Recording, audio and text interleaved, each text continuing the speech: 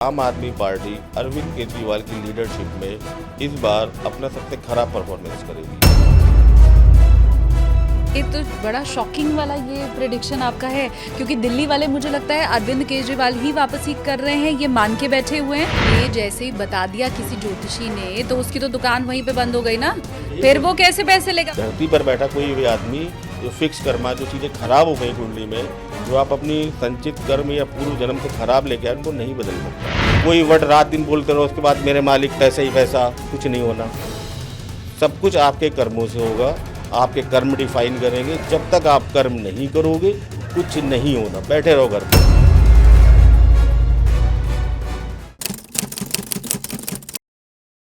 नमस्ते एवरीवन, अपनी कुर्सी की पेटी बांध लीजिए क्योंकि आप देखना शुरू कर चुके हैं take off with SKT. SKT यानी कि मैं शालिनी कपूर तिवारी। नक्कालों से सावधान। अमूमन जब आप किसी बड़ी दुकान पे जाते होंगे, बड़े ब्रांड का सामान खरीदते होंगे, तो ये शब्द वहां पर जरूर लिखा होता है कि भाई असली सामान आप तक पहुंचे। लेकिन ज्योतिष में ऐसा नहीं दिखाई देता है, खासकर सोशल मीडिया के ऊपर। रातों रात आपको अमीर बनने की बातें कही जाती हैं, बताया जाता है कि बस ये एक उपाय कर लो, फिर मजे से जिंदगी की गाड़ी चलती रहेगी, सफर आसान हो जाएगा। लेकिन इसी शॉर्टकट के चलते आपकी क्रैश लैंडिंग भी हो सकती है। आज का ये पॉडकास्ट हमने रखा ही इसीलिए है कि वो नक्कालों से सावधान वाली चीज जो आपको नहीं मिल पाती है, वो आज मिल जाए आपको। बात हम करेंगे मुंडेन एस्ट्रोलॉजी की, जो हमारी वैदिक ज्योतिष रहा है शुरू से, उसके बारे में सच क्या है और क्या अफवाह है, पूरी तस्वीर आपके सामने आज आ जाएगी। तो चलिए शुरू कर लेते हैं। और बोर्डिंग पास हमारे आज के टेक ऑफ का हम देने वाले हैं। हमारे साथ मशहूर एस्ट्रोलॉजर इस वक्त मौजूद हैं, अंकित अग्निहोत्री जी। अंकित जी, बहुत स्वागत है आपका। Thank you. सबसे पहले मैं व्यूवर्स को बता दूं कि अंकित अग्निहोत्री जी गोल्ड मेडलिस्ट हैं ज्योतिष की, उन्होंने पढ़ाई की है भारतीय विद्या भवन से। तो गोल्ड मेडलिस्ट आप हैं, तो आज फिर गोल्डन ही मिलने वाला है सब कुछ। बिल्कुल गोल्डन ही मिलेगा। हाँ। और हम आज रियल एस्ट्रोलॉजी जानेंगे। आजकल सोशल मीडिया पे जो एस्ट्रोलॉजी का जो फॉर्मेट है एकदम बिगाड़ के रख दिया है। कई बार बहुत दुख होता है, और उन सबको दुख होता होगा जो एस्ट्रोलॉजी जानते हैं। तो आज मैं आपको बताऊंगा एस्ट्रोलॉजी होती क्या है, ये काम कैसे करती है, और क्या इसमें ऐसी टेक्निक्स हैं जो इंसान को रातों रात अरबपति बना दे, करोड़पति बना दे। अब आप देखो सोशल मीडिया पे एकदम बाढ़ आई हुई है रेमेडीज़ की, तो क्या एस्ट्रोलॉजी रेमेडीज़ पे फिक्स होकर रह गई है? तो हम इन सारी चीज़ों को आज डिटेल में जानेंगे। सबसे पहले हम जानते हैं एस्ट्रोलॉजी है क्या, काम कैसे करती है। देखिए, एस्ट्रोलॉजी का जो कीवर्ड है हम बार बार सुनते रहते हैं, उसमें दो ही तीन चीज़ें हैं। एक संचित कर्म, यानी अपने कर्मों की पोटली लेके आपने इस दुनिया में प्रवेश किया, वो अच्छे बुरे कुछ भी हो सकते हैं, उसके हिसाब से आपका ये बर्थ डिफाइन होता है, प्रारब्ध। हाँ। दूसरा आपके क्रियामान कर्म जब तक आपकी इस लाइफ में, इस बर्थ में आपके जो एक्टिंग कर्मास हैं, जो क्रियामान कर्म है, जब तक वो रहेंगे तभी तक आप इस धरती पर हैं। जैसे ही आपके क्रियामान कर्म जो समाप्त हो जाएंगे, तो आपका फिर इस पृथ्वी पर कोई अस्तित्व नहीं रह जाएगा। ठीक है। तो आप एक चीज पकड़िए, ज्योतिष ये थोड़ा मुझे लगता है मुझे समझना होगा, क्योंकि बच्चा जैसे ही पैदा होता है उसके 8-10 साल के बाद ही ज्योतिषी कुंडली देख करके बता देता है कि जीवन कितना है, या हस्तरेखा में वो जीवन रेखा देख के बता देते हैं। तो तब तक तो क्रियामान कर्म जिसकी आप बात कर रहे हैं वो संचित हुआ भी नहीं होता है। बिल्कुल। हाँ। अब क्या है कि जो फर्स्ट पार्ट ऑफ लाइफ होता है, छोटे बच्चे जो इस धरती पर आया, वो कुछ ना कुछ अपने पूर्व जन्मों से कुछ कर्मास लेके आया। क्योंकि हर बच्चा अंबानी जी क्या नहीं पैदा होता, कोई करोड़पति घर में पैदा होता है, कोई सामान्य परिवार में पैदा होता है, कोई एकदम स्वस्थ पैदा होता है, कोई कुछ बीमारी लेके पैदा होता है। अब मन में एक प्रश्न आता है कि भाई इस बच्चे ने आते ही तो इस पृथ्वी पर कोई अपराध नहीं कर दिया, किसी को अचानक सताया नहीं, परेशान नहीं किया, तो इसके साथ ऐसा क्यों? तो इसका रीजन है आपकी कुंडली का 5th हाउस, जो आपके पूर्व जन्म के कर्मों को बताता है। जो संचित कर्मास हैं वो अच्छे भी हो सकते हैं, बुरे भी हो सकते हैं। उनका आपको इस जीवन में जो रिजल्ट्स है वो आप क्रेडिट बैलेंस लेके आए हैं, वो आपको खर्च करने हैं। अब यही चीज़ यहाँ पर इम्पैक्ट डालती है कि आपका जो बर्थ है वो किस फैमिली में हुआ, आपकी फिजिकल कंडीशन कैसी रही, आपकी मेंटल कंडीशन कैसी रही, ये सब आपका जो संचित कर्म कुंडली का वहाँ से डिफाइन होता है। ठीक है। देन फिर हम जैसे जैसे बड़े होते हैं, काम करते हैं, हमारा प्रारब्ध, हमारा भाग्य, फिर हम आगे बढ़ते हैं। तो एस्ट्रोलॉजी जो पूरी बेस्ड है वो कर्मा थ्योरी पर बेस्ड है। कुछ भी उसमें ऐसी चमत्कारिक चीज़ें नहीं है जो बिना कर्म के आप प्राप्त कर लो या पालो। तो कर्मा एस्ट्रोलॉजी का जो कीवर्ड है, पूरी एस्ट्रोलॉजी इस पे टिकी हुई है। हाँ, मैं मतलब जो समझ पाई वो जी। ये है कि कुछ हमारे जो कर्म संचित होते हैं, क्रेडिट हमारा जो होता है वो तो हम लेके पैदा हो गए, उसी बिल्कुल। हिसाब से हमारा बर्थ हुआ। बर्थ हुआ। अब इस जन्म में जो हम कर्म कर रहे हैं उसके हिसाब से हमारा भाग्य निर्धारित होगा, भाग्य और निर्धारित फिर जो होगा। बच जाएगा वो अगले जन्म के लिए। बिल्कुल, यहाँ पर क्या है कि गीता में भी क्या गया है कि आप कर्म करो, फल की चिंता मत करो। मिलना नहीं मिलना, कब मिलना, आपने कोई भी कर्म किया वो तुरंत आपके जो एक बैंक बैलेंस है ना कर्मों का भगवान के पास, वहां जाके क्रेडिट हो गया। अब उसका कितना पार्ट मिलना है, कब मिलना है, ये ऊपर वाले के हाथ में। कृष्ण कहते हैं ना, फल की चिंता मत करो, जब देना होगा तब मैं दे दूंगा, आप काम करते रहो अपना।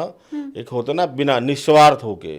तो आपके जो क्रियामान कर्म है ये आपको आगे की जर्नी डिफाइन करते हैं। सपोज आज मैं किसी के साथ अच्छा कर रहा हूँ, ठीक है, तो हो सकता है कि उसका रिजल्ट मुझे कुछ इस जन्म में मिल जाए, नहीं तो मैं अपना जो नेक्स्ट बर्थ है ना उसके लिए 5th हाउस तैयार कर रहा हूँ, यानी अपने नेक्स्ट बर्थ की जो D1 कुंडली है, लग्न कुंडली है, उसको बना रहा हूँ। भाई मेरे अच्छे कर्म ही मुझे आगे अच्छे रास्ते पर ले जाएंगे। मेरे जीवन में कुछ ऐसी चीज़ें होनी होंगी जो घटनी होगी, हो सकता है उनका इम्पैक्ट कम हो जाए। तो आदमी कर्म करता रहे और पूरी कुंडली इसी पर बेस्ड है।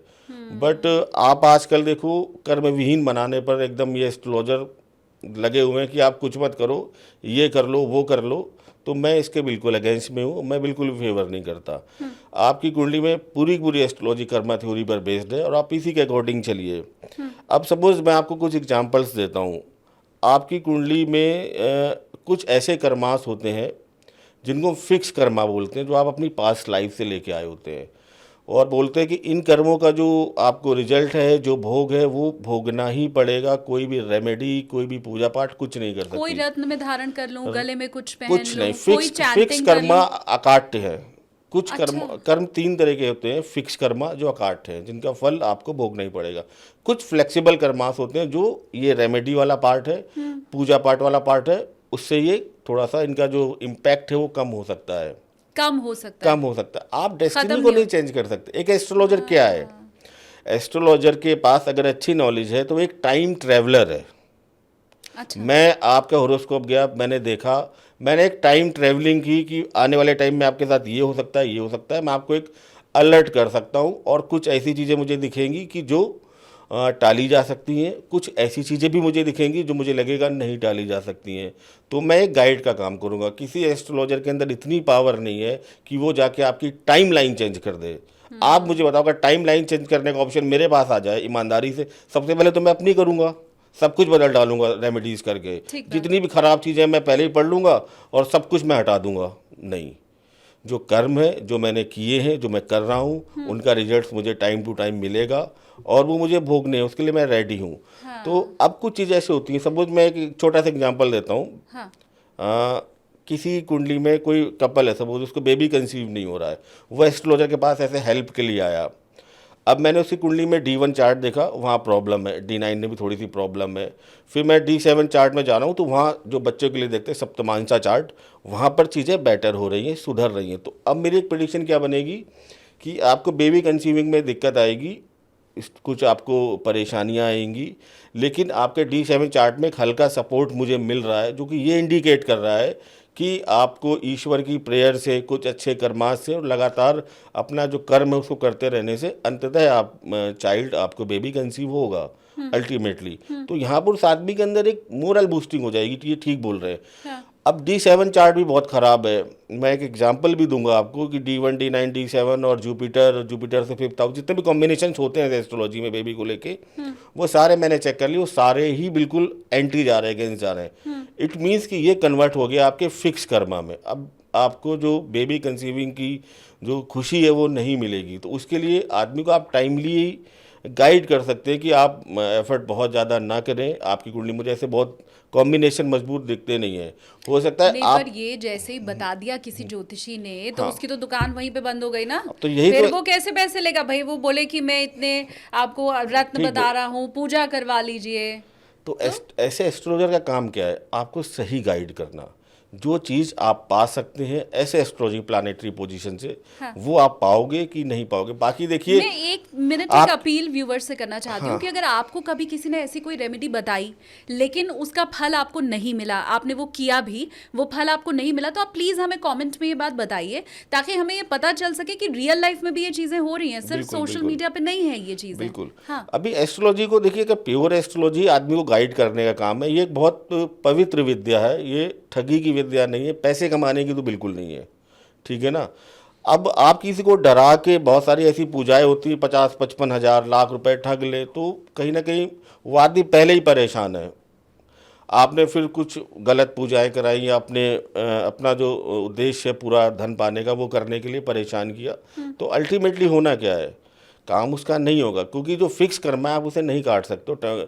यहाँ धरती पर बैठा कोई भी आदमी जो फिक्स कर्मा, जो चीज़ें खराब हो गई कुंडली में, जो आप अपनी संचित कर्म या पूर्व जन्म से खराब लेके आए, उनको नहीं बदल सकता। नहीं, लेकिन क्या कोई ज्योतिषी जब कुंडली देखता है तो उसको ये देख के पता चल जाता है कि ये फिक्स कर्मा है या फ्लेक्सिबल कर्मा है, ये पता चल जाता है? बिल्कुल बिल्कुल, इसीलिए वैदिक एस्ट्रोलॉजी बेस्ट है। वैदिक एस्ट्रोलॉजी में बेसिकली क्या होता है कि हम एक चार्ट पे डिपेंड नहीं होते हैं। नॉर्मली क्या होता है कि आपका एक लग्न चार्ट बना, लग्न चार्ट लगभग एक लग्न 2 घंटे तक रहता है। 2 घंटे में बहुत सारे लोग पैदा होंगे पूरे वर्ल्ड में, तो सबकी डेस्टिनी इंटरलिंक तो होगी नहीं। तो फिर हम कुंडली का जो माइक्रो एनालिसिस होता है वो करते हैं, उसको बोलते हैं डिविजनल चार्ट्स। और ये जो व्यवस्था है, जो सिस्टम है, ये पूरे का पूरा सिस्टम केवल वैदिक एस्ट्रोलॉजी में, इसके अलावा किसी भी आपकी जो टर्म्स हैं जिससे हम फ्यूचर प्रेडिक्शंस करते हैं उसमें कहीं पर भी नहीं है। अब मुझे अगर पर्टिकुलर किसी सेक्शन को देखना है तो मैं उनके डिविजनल चार्ट पे जाऊँगा। D1 D9 चार्ट आपके कंपलसरी हैं, आपको हर चीज़ में देखने हैं। उसके अलावा आपको अगर जैसे कि कैरियर का पूछना है कि मेरा कैरियर नहीं सही चल रहा है, तो मैं दशमांशा चार्ट D10 चार्ट लगाऊंगा। आपको अपने पेरेंट्स की हेल्थ के बारे में पूछना है, मैं D1 से पकड़ रहा हूँ, D9 से पकड़ रहा हूँ, बहुत मुझे क्लियर नहीं हो रहा, तो मैं फिर D12 चार्ट पे जाऊंगा कि यहाँ पर आपके पेरेंट्स की हेल्थ को प्रॉब्लम है या पेरेंट्स को क्या प्रॉब्लम है। हर चीज़ के लिए एक चार्ट है। मुझे आपकी एजुकेशन का स्पेशलाइजेशन देखना है कि आप किस फील्ड में ज़्यादा अच्छा करेंगे। आजकल पेरेंट्स को रहता है कि हमारा बच्चा किस फील्ड में ज़्यादा जाएगा और उसी फील्ड में हम उसको आगे तैयारी कराएं। तो मैं आपका D1 D9 इन सब के अलावा एक D24 चार्ट होता है जो एजुकेशन की आपकी क्वालिटी दिखाएगा कि आप किस सेक्टर में जाके, एजुकेशन में किस स्ट्रीम में जाके अच्छा काम कर सकते हैं। एस्ट्रोलॉजिकल का ऐसे एस्ट्रोलॉजर काम है आपको गाइड करना।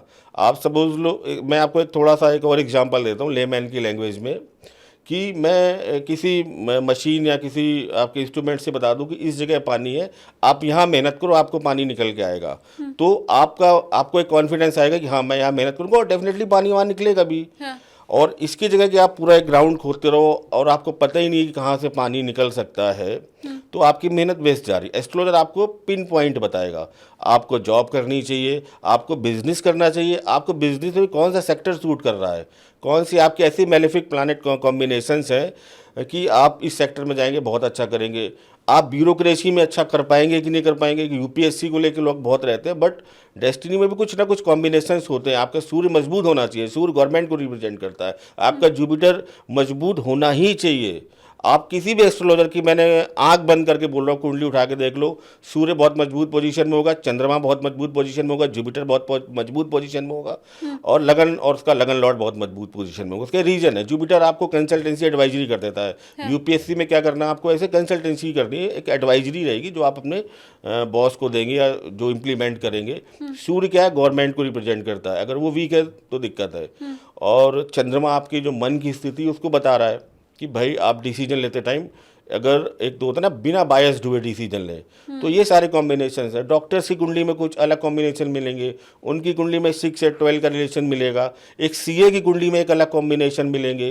अच्छा। और एक स्पोर्ट्स पर्सन बनना है आपको, तो आपका 3rd हाउस 6th हाउस ये मजबूत होना चाहिए। तो इन सारे कॉम्बिनेशन से कई बार हम लोगों को गाइड करते हैं, बच्चे हमारे पास आते हैं कि हमें किस सेक्टर में जाना चाहिए, कहाँ पर हम ज़्यादा करें तो हमें एक होता है ना एनर्जी ज़्यादा मिले। तो मेरे हिसाब से ये काउंसलिंग का पार्ट होता है और इससे लोग बेनिफिट लेते हैं बहुत ज़्यादा। मतलब मैं ऐसे समझूं कि हम जैसे किसी डॉक्टर के पास जाते हैं तो पहले तो वो कह देता है फुल बॉडी चेकअप करा लो, तो वो आपकी हो गई लग्न कुंडली। फिर आपको उसके बाद जब फुल बॉडी चेकअप में समझ में आ गया कि अच्छा इसको तो हार्ट प्रॉब्लम है या इसका तो एक्सरे की जरूरत है, तो बिल्कुल। फिर आप उसके बाद अलग अलग अलग-अलग चार्ट पे चार्ट्स, जाते हैं कि अलग-अलग भाई टेस्ट समझ लीजिए अब ये आप। टेस्ट करा लो तो हमें इसकी डिटेल वर्जन डिटेल जो पता है चल वो जाएगी। मिल जाएगा। हाँ। लेकिन अब मैं डॉक्टर के पास गई, उसने टेस्ट भी करवा लिया, क्या प्रॉब्लम है ये भी पता चल गई, तो फिर हम जैसे लोग यही चाहते हैं ना कि अब डॉक्टर जी एक गोली भी लिख दें, तो गोली लिख देंगे तो उससे फिर इलाज हो जाएगा। बिल्कुल। तो वो गोली जो है वही रेमेडीज है। वो गोली रेमेडीज नहीं है। जो आजकल जो गोली मिल रही है ना, वो समझ लीजिए नकली प्रोटीन है बॉडी बनाने का, जो एक तरीके का मैं और मैंने बता रहा हूँ कि ये प्रोटीन जाके खा लो, जैसे जिम वाले बेचते हैं, आपकी बॉडी बन जाएगी। लेकिन बॉडी तो आपके मेहनत से बनेगी ना, आप सुबह उठोगे, वर्कआउट करोगे, हेल्दी चीज़ें खाओगे।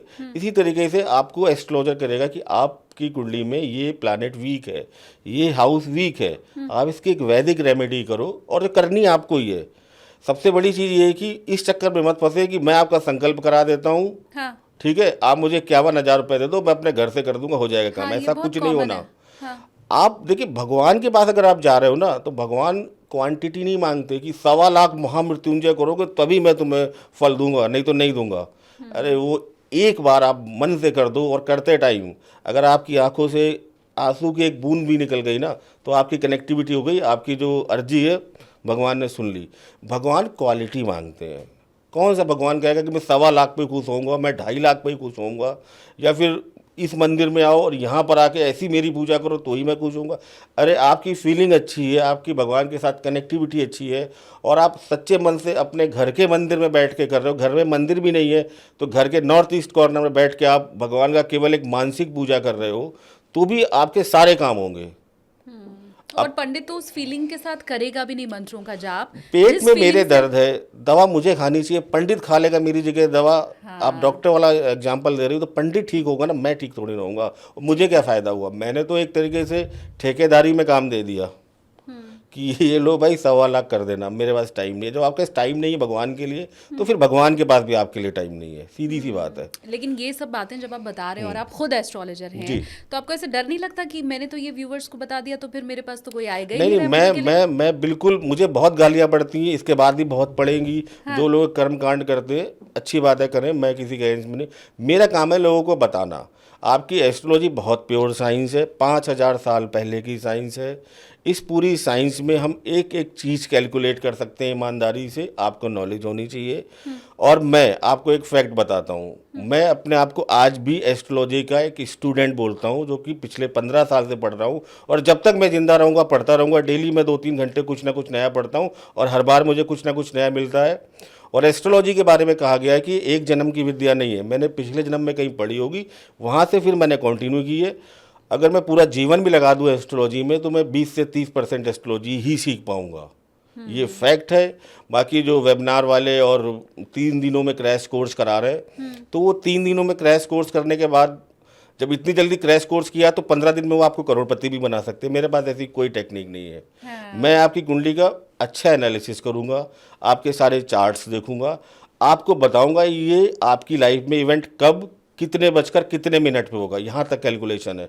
आपकी सूक्ष्म दशाओं में जाकर, प्राण दशाओं में जाकर, पर्टिकुलर किस डेट पे क्या होना है आप कैलकुलेट कर सकते हो।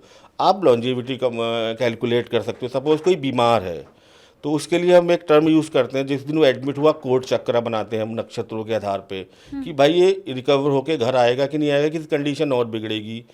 कोई इस कंडीशन में कि हमें समझ में नहीं आ रहा क्या करना है, इसका लाइफ स्पैन कंप्लीट हो गया है, तो वो हम कैलकुलेट करते हैं। बट ये एकदम बहुत, मैं इसको बहुत प्रमोट भी नहीं करूँगा कि आप किसी की लॉन्जिविटी कैलकुलेट करें, क्योंकि ये ऊपर वाले के हाथ में कुछ चीज़ें छोड़ देनी चाहिए। हाँ, लेकिन एस्ट्रोलॉजी में टूल है कि आप कैलकुलेट कर सकते हैं। लेकिन मैं यही लाइन बोलूँगा जो एक रामचरितमानस की लाइन है कि हानि लाभ जीवन मरण यश अपयश सब विधि हाथ। तो कम से कम एस्ट्रोलॉजर को ये जो लॉन्जिविटी वाला पार्ट है ना, ये जो प्रेडिक्शन करनी, आजकल मैं देख रहा हूँ कोई बता रहा था कि ये दोनों खान मर जाएंगे 67.5 ईयर में। अरे भाई छोड़ दो, कुछ चीज़ें छोड़ दो ऊपर वाले के हाथ में। इतना भी मत एस्ट्रोलॉजी को ख़राब करते जाओ कि मतलब लोग चिढ़ने लगें। आज की डेट में क्या है कि जो एक तबका है, जो उनकी पर्टिकुलर ऑडियंस है, वो तो उनको तो बड़ा मज़ा आ रहा है, जिनको कुछ नहीं करना। लेकिन जो इंटेलेक्चुअल है वो एस्ट्रोलॉजी से दूर हो रहा है। वो सोच रहे हैं कि क्या यही एस्ट्रोलॉजी है कि मैं मेरे पर अगर 1000 करोड़ का कर्जा चढ़ गया तो मैं एक लाल पोटली में कुछ रख के और हनुमान जी पर जाके दे दूं। मतलब एक मैं सुन रहा था कहीं, मैं आपको नाम नहीं कोट करूंगा, कि आप पर अगर 1000 करोड़ का भी कर्जा हो तो आप क्या करो, एक पोटली लो, उसमें कुछ सामान रखो, फिर उसको हनुमान जी या किसी डायरेक्शन में रख दो, तो हनुमान जी आपका 1000 करोड़ का कर्जा उतार देंगे। अरे भाई, हनुमान जी को जानते हो, हनुमान जी की बात कर रहे हो, तो हनुमान जी जब सीता माँ को लेने गए थे लंका तो उन्होंने क्या कहा था? उन्होंने यही कहा था, माँ मैं चाहूँ तो आपको अभी लेके जा सकता हूँ, लेकिन कर्म तो प्रभु ही करेंगे। उन्होंने मुझे रोक रखा, मैं कर्म के बंधनों में बंधा हुआ हूँ। जब वो खुद कह रहे हैं कि कर्म करो, मैं अपने प्रभु के कर्म मैं भी नहीं कर सकता जिनका मैं सेवक हूँ, तो आपके लिए 1000 करोड़ का कर्जा क्यों उतारेंगे? दूसरी चीज़ बड़ी कॉमन सेंस की, और जिसके ऊपर 1000 करोड़ का कर्जा होगा ना, वो आपकी रील नहीं देख रहा होगा बैठ के। जिसके ऊपर 1000 करोड़ का कर्जा होगा ना, बड़ा ही आदमी होगा, विजय माल्या की तरह बैठा होगा लंदन में आराम से। तो ये भ्रामक चीज़ें हैं, और मैं इन चीज़ों से दूर रहना सभी को एडवाइस करूंगा कि आप इन चीज़ों से दूर रहें। भले मुझे लाख गालियां पड़े, मुझे कोई फ़र्क नहीं पड़ता। कोई वर्ड रात दिन बोलते रहो, उसके बाद मेरे मालिक पैसा ही पैसा, कुछ नहीं होना। सब कुछ आपके कर्मों से होगा, आपके कर्म डिफाइन करेंगे। जब तक आप कर्म नहीं करोगे कुछ नहीं होना, बैठे रहो घर पे। एस्ट्रोलॉजर आपको क्या कर देगा? कोई जादूगर थोड़ी ना है। ठीक बात। अभी क्या एस्ट्रोलॉजर जादूगर बन गए, अजीब अजीब सा। एक कपल है, वो अजीब से कॉस्ट्यूम, बहुत सारा हैवी मेकअप करके आते हैं। वो मुझे लगता है अब तक मेरे हिसाब से जो वो प्रेडिक्शन कर रहे हैं, कब तक आधी आबादी को करोड़पति बना चुके हैं वो, क्योंकि उनकी सारी रेमेडीज बहुत जल्दी आदमी को अमीर बना देती हैं। कुछ चीज़ें बड़ी ख़राब हो रही है एस्ट्रोलॉजी में। एक जगह प्रमोट किया जा रहा है कि आप अल्कोहल यूज़ करें, इससे आपका शुक्र इनहेंस होगा। अल्कोहल, हाँ। अब देखिए कितनी विचित्र बात है, एस्ट्रोलॉजिकली तो ये आपको बर्बाद करेगा ही करेगा अल्कोहल। आप सोचो कि एक तबका जो दिन का सपोज लेबर है, मजदूर है, दिन का 500-1000 रुपये कमाता है, वो आपकी रील देख रहा है। अब उसके अंदर इतनी समझ नहीं है कि आप सही बोल रहे हो गलत बोल रहे हो, वो आपको सही मान लेगा कि भाई इतने बड़े पर्दे बोल रहे, सही बोल रहे हैं। वो क्या करेगा, जो 500 रुपये जो उसके घर में शाम को राशन आना है, सामान आना है, उसकी जगह वो अल्कोहल पी लेगा। फिर क्या होगा? पूरा परिवार आप उजाड़ रहे हो। आप एक गलत चीज को प्रमोट कर रहे हो, शुक्र इनहेंस कर रहे हो। शुक्र इनहेंस तो इससे होगा ना, मैं बता दूं, आप अपने लाइफ पार्टनर के साथ ईमानदारी रखो, उसके साथ चीटिंग मत करो, घर में लेडीज के साथ अच्छा बिहेव करो, शुक्र इनहेंस होगा। आप शराब पी के कौन सा शुक्र इनहेंस कर लोगे, मुझे नहीं समझ में आता। तो ये बहुत सारी चीजें ऐसी आ गई हैं। आप एस्ट्रोलॉजी की हेल्प लें, बिल्कुल हेल्प लें, और उसके बाद जो उसको आपको चीज़ें बताई जा रही हैं आप वो काम करें। आपको एक ही चीज़ पार लगा सकती है, अगर जीवन में कुछ आपके खराबी है, वो आपकी जो प्रेयर, सबसे बड़ी चीज़ ज़िंदगी में होती है प्रेयर, प्रार्थना। सच्चे मन से की गई प्रार्थना लाख रेमेडी से बेटर होती है। अगर सच्चे मन से आपने प्रार्थना की है और आपकी कनेक्टिविटी उस टाइम प्रभु के साथ हो गई है, तो आप ये मान के चलिए कि आपका जो दिक्कत चली आ रही है वो ठीक होगी ही होगी। इसलिए मैंने शुरू में ही कह दिया था कि आपको आज गोल्डन वर्ड्स मिलने वाले हैं, गोल्डन बातें आज पता चलने वाली है, और वही सारी चीज़ें पता हमें चल भी रही है। अच्छा, इसके साथ ये, क्योंकि बड़े सारे प्रोग्राम, एपिसोड, पॉडकास्ट बने हुए हैं लाल किताब के ऊपर, ये बताते हुए कि वो बहुत पुरानी किताब है और उसमें ज्योतिष के बारे में जो भी चीज़ें लिखी गई हैं, मेदनी ज्योतिष के बारे में, वो सारी सही हैं। है ऐसा? अब मैं देखिए पर्टिकुलर किसी किताब को कोट नहीं करूँगा। हाँ, एक किताब ये बड़ी फेमस है, स्पेशली पंजाब रीजन में। आप वहाँ जाएंगे तो ये तो इसको बाइबल मानते हैं एस्ट्रोलॉजी की। अच्छा। अब मैं डिफ्रेंशिएट करता हूँ, डिसीजन ऑडियंस को लेना है, ठीक है, कि ऑडियंस को जो ठीक लगे। भाई मेरा जिसमें मन है मैं वो काम करूँगा। मैं आपको बस फैक्ट बताता हूँ, फैक्ट के बाद डिसीजन आपको लेना है कि आपको क्या करना है। देखिए, जो हमारी वैदिक एस्ट्रोलॉजी है ये 5000 साल पुरानी है। वराहमिहिर ने पंच सिद्धांतिका में कितने साल पहले बता दिया था कि सूर्य ग्रहण, चंद्र ग्रहण की कैलकुलेशन, नासा आज उसी को फॉलो करता है। हमारा पंचांग खरीद लो आप बनारस से, उसमें पूरे अगले एक साल के कब कब सूर्य ग्रहण कितने बज के कितने मिनट पे होंगे कैलकुलेट करके रखे होते हैं। नासा भी तो यही काम करता है, ठीक है। दूसरी चीज़, हमारे जो क्लासिकल थ्योरी है एस्ट्रोलॉजी की, वो बड़ी डिफरेंट है। देखिए, जैसे एक बच्चा पैदा होता है उसको बोलते हैं लग्न। एक लग्न होता है, एक लग्न बोलते हैं ना, आप सिंह लगन है, कन्या लगन है आपका, या कोई भी लगन है, तो लगन लगभग 2 घंटे तक रहता है, ठीक है। और उस दिन जो प्लानिटरी गोचर या ट्रांजिट हो रहा होता है वो आपकी बन जाती है कुंडली में लग्न कुंडली। तो अब 1 या 2 घंटे में मेरे हिसाब से पूरी दुनिया में 1.5-2 लाख तो पैदा होंगे आराम से। बट सबकी डेस्टिनी अलग है, सब कुछ बिल्कुल इंटरलिंक्ड नहीं है। 2 ट्विंस की डेस्टिनी इंटरलिंक्ड नहीं होती। मैं आपको एक एग्जांपल दे देता हूँ विक्रम बत्रा का। एक को बॉर्डर पे गोली लगी थी, दूसरा ट्विंस घर पे सेफ है, आज भी सेफ है। हाँ।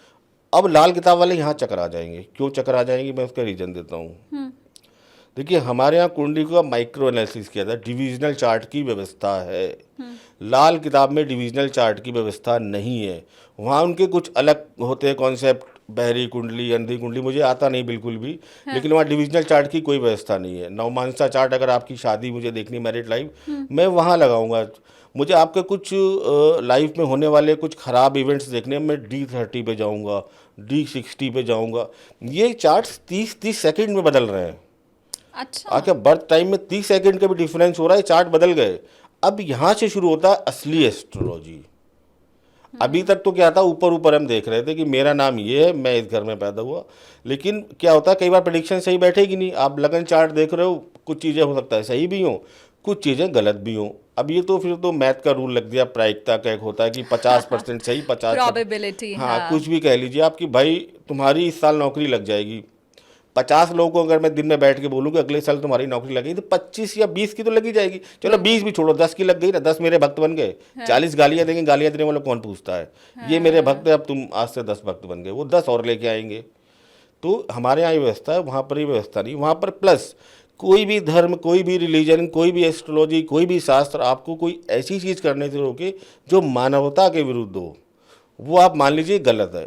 मतलब हमारे पास गलत फॉर्मेट पहुंचा है, कहीं ना कहीं प्रिंटिंग मिस्टेक है, कहीं ना कहीं जो उसको ट्रांसलेट किया गया वहाँ मिस्टेक है। सपोज लाल किताब में एक बड़ा सा कॉन्सेप्ट रहता है कि मैं सुनता रहता हूँ कि इन लोगों ने घर में मंदिर रखा तो बर्बाद हो जाएंगे। फिर मैं सुन रहा था कि ये लोग अगर एक रात भी मंदिर में बिता के आए तो समझ लीजिए कंगाल हो जाएंगे। और किसी को अपना, किसी की हेल्प ना करें, किसी को कुछ दे मत, नहीं तो आपका ये ग्रह खराब हो जाएगा, वो ग्रह खराब हो जाएगा। मैं सीधे बोलता हूँ, ईश्वर ने आपको एस्ट्रोलॉजी के थ्रू मैं बता रहा हूँ एक काम दिया है कि आप कुछ मत करो, मेरे पास मत आओ रोज 5 मिनट अगरबत्ती जलाने। आप डेली वो काम करो जिससे कि जो मानवता है, जो इंसानियत है, या किसी रोते हुए चेहरे पे हंसी ला दो। मेरी पूजा से बढ़कर है। स्वामी विवेकानंद तो सबसे बड़े सनातन हिंदू और माँ काली के उनको दर्शन भी, वो कह लेते थे दरिद्र नारायण की सेवा करो। ये मंदिर मस्जिद आप इतना फॉलो मत करो, कोई गरीब आपको दिख रहा है जिसके आप हेल्प कर सकते हो, या जो नेचर हमें भगवान ने दिया है इसको खूबसूरत करने में अगर हम कोई कंट्रीब्यूशन कर सकते हैं तो हमारी पूजा हो गई दिन की। आज मैं घर से निकला, मैंने देखा कोई आदमी हेल्पलेस था या किसी वजह से सच में बहुत परेशान था, मैंने हेल्प कर दी, तो मेरा तो एक महामृत्युंजय यंत्र हो गया आज का मंत्र। मुझे तो मिल गई ब्लेसिंग्स। भगवान हमारी तरह नहीं है गिव एंड टेक, ये दोगे तब ये दूंगा, ऐसा कुछ नहीं है। वो कह रहा है आप अपने कर्म करो, और इन कर्मों के साथ अगर आपके पास इतने पावरफुल हो, आपके पास इतनी कैपेसिटी है कि आप लोगों की हेल्प कर सकते हो, नेचर को अच्छा खूबसूरत कर सकते हो, आप करो। यही मेरी पूजा है, असली उनका मैसेज भी यही है। और उससे कुंडली भी आपकी ठीक होती चलेगी, कुंडली आपके तो जो ठीक कर्मास होगी, हैं प्रारब्ध आपका सुधरेगा, आपका 9th हाउस मजबूत होगा, जिसको लक फैक्टर वाला हाउस ही बोलते हैं। हाँ। तो कुछ खराब चीज़ें जो इस लाइफ में होनी है ना आपकी, तो उनकी इंटेंशन कम हो जाएगी, उनके जो बोलते हैं ना इम्पैक्ट कम हो जाएगा। आप टाल नहीं सकते, you can't change your destiny. हाँ। आपने वो देखी ना, एक पिक्चर का एग्जांपल दे देता हूँ, क्या नाम है उसका, फाइनल डेस्टिनेशन। उसमें क्या होता है, कई लोग बोलते हैं कि हम डेस्टिनी को चकमा दे देंगे, तो कहीं ना कहीं डेस्टिनी लास्ट में उनको पकड़ के जो पनिशमेंट देना होता है देती है। तो हमारे साथ भी यही है कि हम डेस्टिनी को चकमा नहीं दे सकते। अपने, हम बोलते हैं ना, मन क्रम वचन से अगर हम शुद्ध हैं और हम सारे अच्छे कर्म कर रहे हैं, तो बुरे से बुरा समय हमारा बहुत आराम से निकल जाएगा, बहुत हिम्मत से निकल जाएगा। आएगा जरूर, टाल नहीं सकते, बट बहुत आराम से निकल जाएगा, पेशेंसफुली निकल ये जाएगा। अब जो बचा हुआ पार्ट भी है ना, मुझे लगता है अभी तक बहुत सा कॉन्सेप्ट आपका क्लियर हो चुका होगा।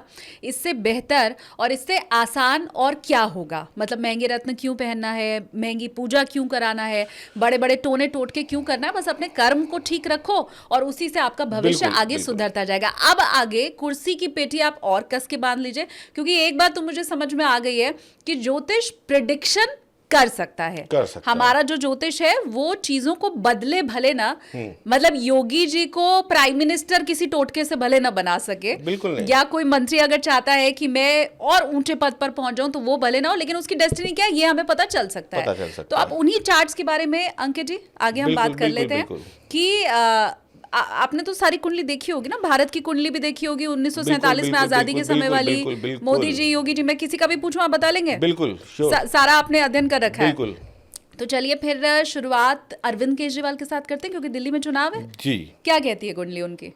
अरविंद केजरीवाल की जो कुंडली है, जो मेरे पास डेटा है, उस डेटा के हिसाब से उनका सिंह लगन है।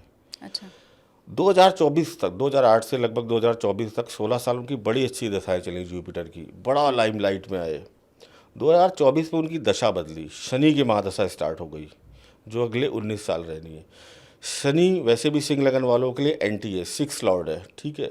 अब उनकी कुंडली में 6 लॉर्ड होके शनि और नीच का होके 9th हाउस में चला गया है। आप देखो, और बैठा 12th लॉर्ड के साथ है। 12th लॉर्ड क्या है? 12th हाउस जेल दिखाता है आपको। जैसे ही दशा आई, देखिए वो जेल तो गए ना 2024 में, जैसे ही दशा लगी, दशा ने अपना काम कर दिया। हाँ। जीवन में जो भी कुछ घट रहा है, दशाओं का रोल है। मतलब कब आप क्या करोगे, क्या लोग नहीं कह रहे हैं करोगे, ईडी सीबीआई का है या दशाओं का वो खेल पॉलिटिकल है। इशू। देखिए ईडी हाँ, सीबीआई भी अरे, पर्टिकुलर हाँ। इसी टाइम क्यों आई? पढ़ने को तो 2015 से वो कुछ ना कुछ ठीक बोल ही बात। रहे, कुछ ना कुछ कर ही रहे। हर एक जो मूवमेंट होना है लाइफ में, उसके लिए एक टाइम फिक्स है। आप उनको जेल कब जाना था, वो टाइम फिक्स था। तो जैसे ही आई, तो अब जिनको भेजना था, नहीं भेजना था उनको जेल में, उनके अंदर ऐसी मेंटेलिटी है कि इसको भेजें हम, हाँ। उसी समय भेजें। हाँ। वो एनर्जी उनको इस टाइम मिली, उनके प्लैनेट ने वो काम किया। अब मैं ये देखता हूँ तो उनके लिए थोड़ा सा स्ट्रगलिंग रहने वाला है, शनि की महादशा।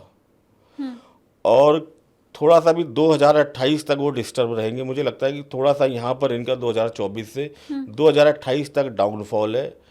आम आदमी पार्टी के कुंडली का भी एनालिसिस किया है, तो जो दशाएं मुझे दिख रही हैं, अभी फरवरी में शायद इलेक्शन है 2024 का। हाँ। तो आम आदमी पार्टी, मैं एक प्रेडिक्शन कर रहा हूँ आपके चैनल पे, आम आदमी पार्टी अरविंद केजरीवाल की लीडरशिप में इस बार अपना सबसे खराब परफॉर्मेंस करेगी और लेकिन सत्ता से बिल्कुल दूर रहेगी। अकेले अपने दम पर सत्ता बनाने की जो हैसियत आम आदमी पार्टी की जो कर रही है, जो हम देखते थे सिंगल लार्जेस्ट पार्टी जा रही थी, इस बार नहीं होना। अच्छा, सहारा लेना पड़ेगा।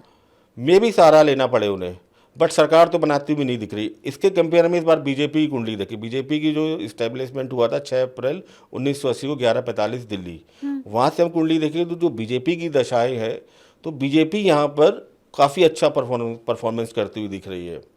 और अब बीजेपी अच्छा परफॉर्मेंस कर रही है, अच्छा प्रदर्शन कर रही है, आम आदमी पार्टी थोड़ा डाउन जा रही है। कांग्रेस की कुंडली लगभग अपने पतन की ओर है, पूरी पार्टी पतन की ओर है। मैं आगे इसको डिस्क्राइब करूंगा, तो वो अच्छा। दाई के आंकड़े के अंदर समिट ये जाएगी। तो बड़ा शॉकिंग वाला ये प्रेडिक्शन आपका है, क्योंकि दिल्ली वाले मुझे लगता है अरविंद केजरीवाल ही वापसी कर रहे हैं, ये मान के बैठे हुए हैं। मुझे लगता है जर्नलिस्ट भी सारे यही सोच रहे हैं, और कांग्रेस तो मुझे लग रहा है अब इस चुनावी नतीजों के बाद ऐसा लग रहा है कि ऊपर को जा रही है। राहुल गांधी की यात्रा कमाल कर रही है, राहुल गांधी की छवि सुधरी है पतन बताते की हैं। ओर। ये बड़ा शॉकिंग है। तो और जो दिल्ली में जो मुझे दिख रहा है एक हंग पार्लियामेंट। अब इसमें पॉलिटिकल पार्टीज अपना क्या इम्पैक्ट डालती हैं, बीजेपी क्या सक्सेसफुल रहेगी ऑपरेशन लोटस करके सरकार बनाने में, हाँ। ये एक अलग इवेंट्स है। बट किसी भी पार्टी को बहुमत मिलता हुआ बिल्कुल भी नहीं दिख रहा है इस पोजीशन में। और इसका मतलब जो भी पार्टी सरकार बनाएगी वो किसी न किसी के सहारे से बनेगी, जोड़ तोड़ होगी। अब कौन जोड़ तोड़ में ज्यादा माहिर है, वो ऑडियंस खुद ही समझ सकते हैं कौन क्या करेंगे। हाँ। बट एक हंग मुझे लग रहा पार्लियामेंट है आपका आएगी, इशारा बीजेपी की तरफ है कि उसकी बन जाएगी सरकार। मे बी, अच्छा, क्योंकि हमने पीछे कई बार ये महाराष्ट्र मैं में देखा इसलिए भी उन्होंने। समझ रही हूँ क्योंकि आपने कह दिया कि कांग्रेस तो पतन की ओर है। बिल्कुल, तो जब कांग्रेस पतन की ओर है तो उसका सहारा। इस दिल्ली इलेक्शन में दही का आंकड़ा भी पार नहीं कर पाएगी। इस बात को आप नोट डाउन कर लीजिए, वो 10 के अंदर रहेगी दिल्ली इलेक्शन में। हालांकि बीता 2 इलेक्शन भी हमने देख ही लिया है, कहाँ ही पार हुआ है दहाई का आंकड़ा। इस बार भी नहीं पार होगा। लेकिन इस बार शॉकिंग ये है कि अरविंद केजरीवाल जो 67 सीट लेके आए थे, इस बार 30-35 पे निपटते हैं। मतलब सरकार तो नहीं बना पाएंगे। नोट डाउन कर लीजिए इस भविष्यवाणी को, क्योंकि अगले 2 महीने के अंदर अंदर क्लियर हो जाएगा कि जो अंकित जी ने कहा है उसमें कितनी सच्चाई है, वो कितना ठीक है या नहीं है। ये नोट डाउन करने वाली भविष्यवाणी अंकित जी बिल्कुल, ने आज आप नोट बताई डाउन है। कर लीजिए। ये प्रॉपर कैलकुलेशन बेस्ड है, कोई हवावाई नहीं है। कुंडलियों को एनालिसिस किया गया है। और ये मैं एक चीज़ कहता हूँ एज एस्ट्रोलॉजर कि आप जो भी कुंडली का एनालिसिस करें वो डेटा लें और कोशिश करें, जितने लोग भी अगर एस्ट्रोलॉजी कर रहे हैं और अच्छी प्रेडिक्शन करना चाहते हैं, अपने हाथ से कुंडली बनाएं। सॉफ्टवेयर से हम जो कुंडली बनाते हैं कई बार वो गलत हो जाती है, उनके डिग्री मिनट में फ़र्क आ जाता है, आपके डिविजनल चार्ट बदल जाते हैं, प्रेडिक्शंस बदल जाती है। और गूगल में जो डेटा दिया गया किसी भी आदमी को, उस पर बिल्कुल भी विश्वास ना करें। कोशिश करें किसी रिलायबल सोर्स से डेटा उठाने की, क्योंकि अरविंद केजरीवाल की 8-10 कुंडलियाँ गूगल में घूम रही हैं। तो मैं मुझे जो दिखाई दे रहा है कि अरविंद केजरीवाल अगले मुख्यमंत्री दिल्ली के नहीं भी हो सकते हैं, इसकी संभावना है। तो ये तो एक बहुत बड़ा प्रेडिक्शन हो गया। अब अगला जो नाम मुझे लगता है हमेशा सुर्खियों में रहता है राजनीति के अंदर, वो है योगी आदित्यनाथ का। लोग अगले प्रधानमंत्री के तौर पे भी उनको देख रहे हैं। देखिए, मैंने अपने मई का एक पॉडकास्ट किया था, वहाँ पर मैंने 3-4 भविष्यवाणियाँ की थी, लोग जाके देख सकते हैं। उसके बाद अब मैं देख रहा हूँ, मोदी जी के लिए भी प्रेडिक्शन की थी। उसके बाद मैं पिछले 1-2 महीने से देख रहा हूँ, हर आदमी मोदी जी की सरकार गिराने पे तुला है कि 25 में सरकार गिर जाएगी, 25 में दिक्कत आ जाएगी, ये हो जाएगा, वो हो जाएगा। पहले आपने बताया है ऑलरेडी मैं बोल चुका हूँ एक पॉडकास्ट में, मैंने 3-4 भविष्यवाणी की थी, फिर से रिपीट कर देता हूँ। कब आपने किया पॉडकास्ट? ये मई 2024 का है, मेरे यूट्यूब चैनल पे पड़ा हुआ है, लोग देख सकते हैं उसको। तो मैंने इससे बताया था कि मोदी जी का जो टेन्योर है 2027 में कंप्लीट होता दिख रहा है। हम फैक्ट एंड फिगर पे बात करेंगे, हवाई बात नहीं करेंगे। उसका रीजन क्या है, हम कहाँ से बोल रहे हैं, कोई जो एस्ट्रोलॉजी सीख रहे हैं उनको भी पता चले, और जो दर्शक उनको भी लगे कि वैसे मन में आ गया कि ये बोल दिया। देखिए, एक कॉन्सेप्ट होता है, जब भी सरकार शपथ लेती है, हमारे मंडेन एस्ट्रोलॉजी में एक टर्म यूज़ किया जाता है, पंचनाड़ी चक्र, सिंहासन चक्र। उससे क्या होता है, जो शपथ ग्रहण की टाइमिंग होती है, उस टाइमिंग के अकॉर्डिंग हम एक कुंडली तैयार करते हैं। उस कुंडली के बिहार पर हमें बताते हैं क्या ये सरकार अपना पूरा 5 साल कंप्लीट करेगी कि नहीं करेगी। तो मोदी जी ने 9 जून 2024 को शाम को 7:15 या 20 मिनट के आसपास शपथ ली थी। उसकी कुंडली हमने बनाई, पंचनाड़ी चक्र की जो टर्म्स, जो टेक्नोलॉजी, उसको यूज़ किया। तो उसमें दिखा कि सरकार में चेंज होगा, फेस चेंज होगा। फेस चेंज क्यों होगा, और फिर हम मोदी जी की कुंडली को भी लगाते हैं। वृश्चिक लगन की कुंडली है मोदी जी की। मोदी जी की जो कुंडली के 2027 में इनकी दशाएं बदलेंगी, और कुछ ना कुछ शायद राहु की दशा आएगी, भी मंगल की चल रही है उनकी। तो राहु की जैसी महादशा आएगी, और राहु उनके 12th हाउस और कुछ जो रिटायरमेंट से रिलेटेड हम चीज़ें देखते हैं उनको इंडिकेट कर रहा है। 2026 जुलाई में राष्ट्रपति के भी चुनाव है, रिमेंबर। तो मैंने पहले भी कहा था, फिर बोल रहा हूँ, मोदी जी कहीं नहीं जा रहे हैं। Modi ji will be the next president of India in 2027। ये एक और शॉकिंग भविष्यवाणी है आपकी। आप सब कुछ नोट डाउन कीजिए। मैंने डोनाल्ड ट्रंप को 13 जून को प्रेडिक्ट कर दिया था कि ये, और ये बोला था कि ये 101% यूएस के प्रेसिडेंट बनेंगे। आप इनको 5 जनवरी को यूएस के अगले प्रेसिडेंट की शपथ लेते हुए देखेंगे, 8 महीने पहले। उसके बाद कुछ उनके साथ हुआ भी, कोई रेप केस में उनके साथ कई बार उनको लगा कि शायद वो चुनाव नहीं लड़ पाएंगे, बट मैं सस्टेन रहा। मैंने कहा ये इंसान लड़ेगा और बहुत अच्छी तरीके से जीतेगा। कोई मामूली जीत नहीं थी इस बार डोनाल्ड ट्रंप की, बोलते हैं ना ऐतिहासिक जीत। जितनी स्विंग स्टेट्स थी सब जगह डोनाल्ड ट्रंप जीते। तो ये प्रेडिक्शन भी कैलकुलेशन बेस्ड है, एस्ट्रोलॉजी कैलकुलेशन बेस्ड, एस्ट्रोनॉमी पे बेस्ड है, कोई ये हवाई तुक्का नहीं है। मैं आपकी बात को रिलेट इसलिए कर पा रही हूँ, मैंने अभी हाल ही में सिग्नेचर एस्ट्रोलॉजी के ऊपर एक पॉडकास्ट किया था, तो उसमें हमारे गेस्ट थे विवेक त्रिपाठी जी, जो सिग्नेचर एस्ट्रोलॉजी, उन्होंने भी यही प्रेडिक्ट किया कि मोदी जी तीसरा टर्म कंप्लीट नहीं कर पाएंगे। आपने उससे भी एक कदम आगे बढ़ते हुए ये कह दिया कि मोदी जी तीसरा टर्म कंप्लीट तो नहीं कर पाएंगे, लेकिन वो राष्ट्रपति बन जाएंगे। मतलब अब आगे उनका भविष्य क्या होगा, क्योंकि ये तो विवेक जी ने हमें बताया कि भैया उनका टर्म कंप्लीट नहीं होगा, लेकिन लोग सोचते हैं आगे होगा क्या, अभी तो वो स्वस्थ है। और ऐसा कोई सरकार पे संकट वंकट नहीं आने वाला जो लोग बोल रहे हैं सरकार गिर जाएगी, वो कोalition में कोई समर्थन है, ऐसा कुछ नहीं होना। जो होगा ये म्यूचुअली होगा, बीजेपी में स्वैच्छिक होगा और बीजेपी के बेटरमेंट के लिए होगा। अब भाई नोट कर लो, इसे भी कर लो, पिछली प्रेडिक्शन को तो किया ही था, ये भी नोट कर लो। लेकिन अब बड़ी बात ये है अंकित जी कि मोदी जी राष्ट्रपति बन जाएंगे तो कुर्सी हो जाएगी खाली। अब कुर्सी जब खाली हो जाएगी तो सबके मन में फिर वही सवाल आता है कि अब योगी आदित्यनाथ तो नहीं बनने वाले हैं प्रधानमंत्री। देखिए, 2 चेहरे हमेशा अभी दिमाग में चल रहे लोगों के, एक हमारे माननीय गृह मंत्री अमित शाह जी और एक दूसरे हमारे योगी आदित्यनाथ जी। अब हम अगर इसको चार्ट वाइज एनालिसिस करें, योगी आदित्यनाथ का चार्ट हम एनालाइज करते हैं। योगी आदित्यनाथ जी का भी सिंह लगन है। अच्छा। उनकी शुक्र की महादशा नवंबर 2024 से शुरू हो गई है। शुक्र उनकी कुंडली में 10th लॉर्ड होके 11th में बैठे हैं। शुक्र 20 साल तक उनकी कुंडली में रहने वाले हैं, 2044 तक। तो अभी तो केवल योगी जी बोल रहे हैं ना, ट्रेलर चल रहा था। हाँ। अब जो नया युग आएगा, मोदी युग के बाद अब चारों तरफ योगीमय हो जाएगा आने वाला भारत। वो पूरी पिक्चर आने वाली है सामने। 2027 में बीजेपी और यूपी में भी इलेक्शन है, मैं आपको बताऊं। हाँ। ठीक है, कुछ फैक्ट फिगर और फिर उसको हम मैच करते हैं इवेंट्स के साथ कि अब मैं बोल दूं कि 2027 में यूपी इलेक्शन नहीं है या फिर यूपी में क्या होना है, तो हम उसको मैच करके बोलेंगे। 2027 में यूपी इलेक्शन है, वन नेशन वन इलेक्शन की बहुत डिमांड चल रही है, कॉन्स्टिट्यूशनल अमेंडमेंट की बहुत चीज़ें होती रहती हैं। तो एस्ट्रोलॉजिकली जो सारी मैचिंग और सारे जो हम गुणा भाग लगाने के बाद बोल रहे हैं, जो यूपी इलेक्शन है इसमें first time one nation one election का कॉन्सेप्ट आएगा और यहाँ से यूपी की कुर्सी खाली होगी सीएम की, और वहाँ पर जो भी उनके सक्सेसर है, जो भी उनके पीछे है, वो पार्टी डिसाइड करती होगी, वो अपने हिसाब से करेगी। उनके चार्ट्स मैंने एनालाइज की यूपी में कौन बनेगा। यूपी से 2027 में योगी जी भारत के नए प्रधानमंत्री बनेंगे। अब यहाँ से भारत का एक स्वर्णिम युग मैं बोलूँगा, जिसकी आधारशिला मोदी जी ने रखी।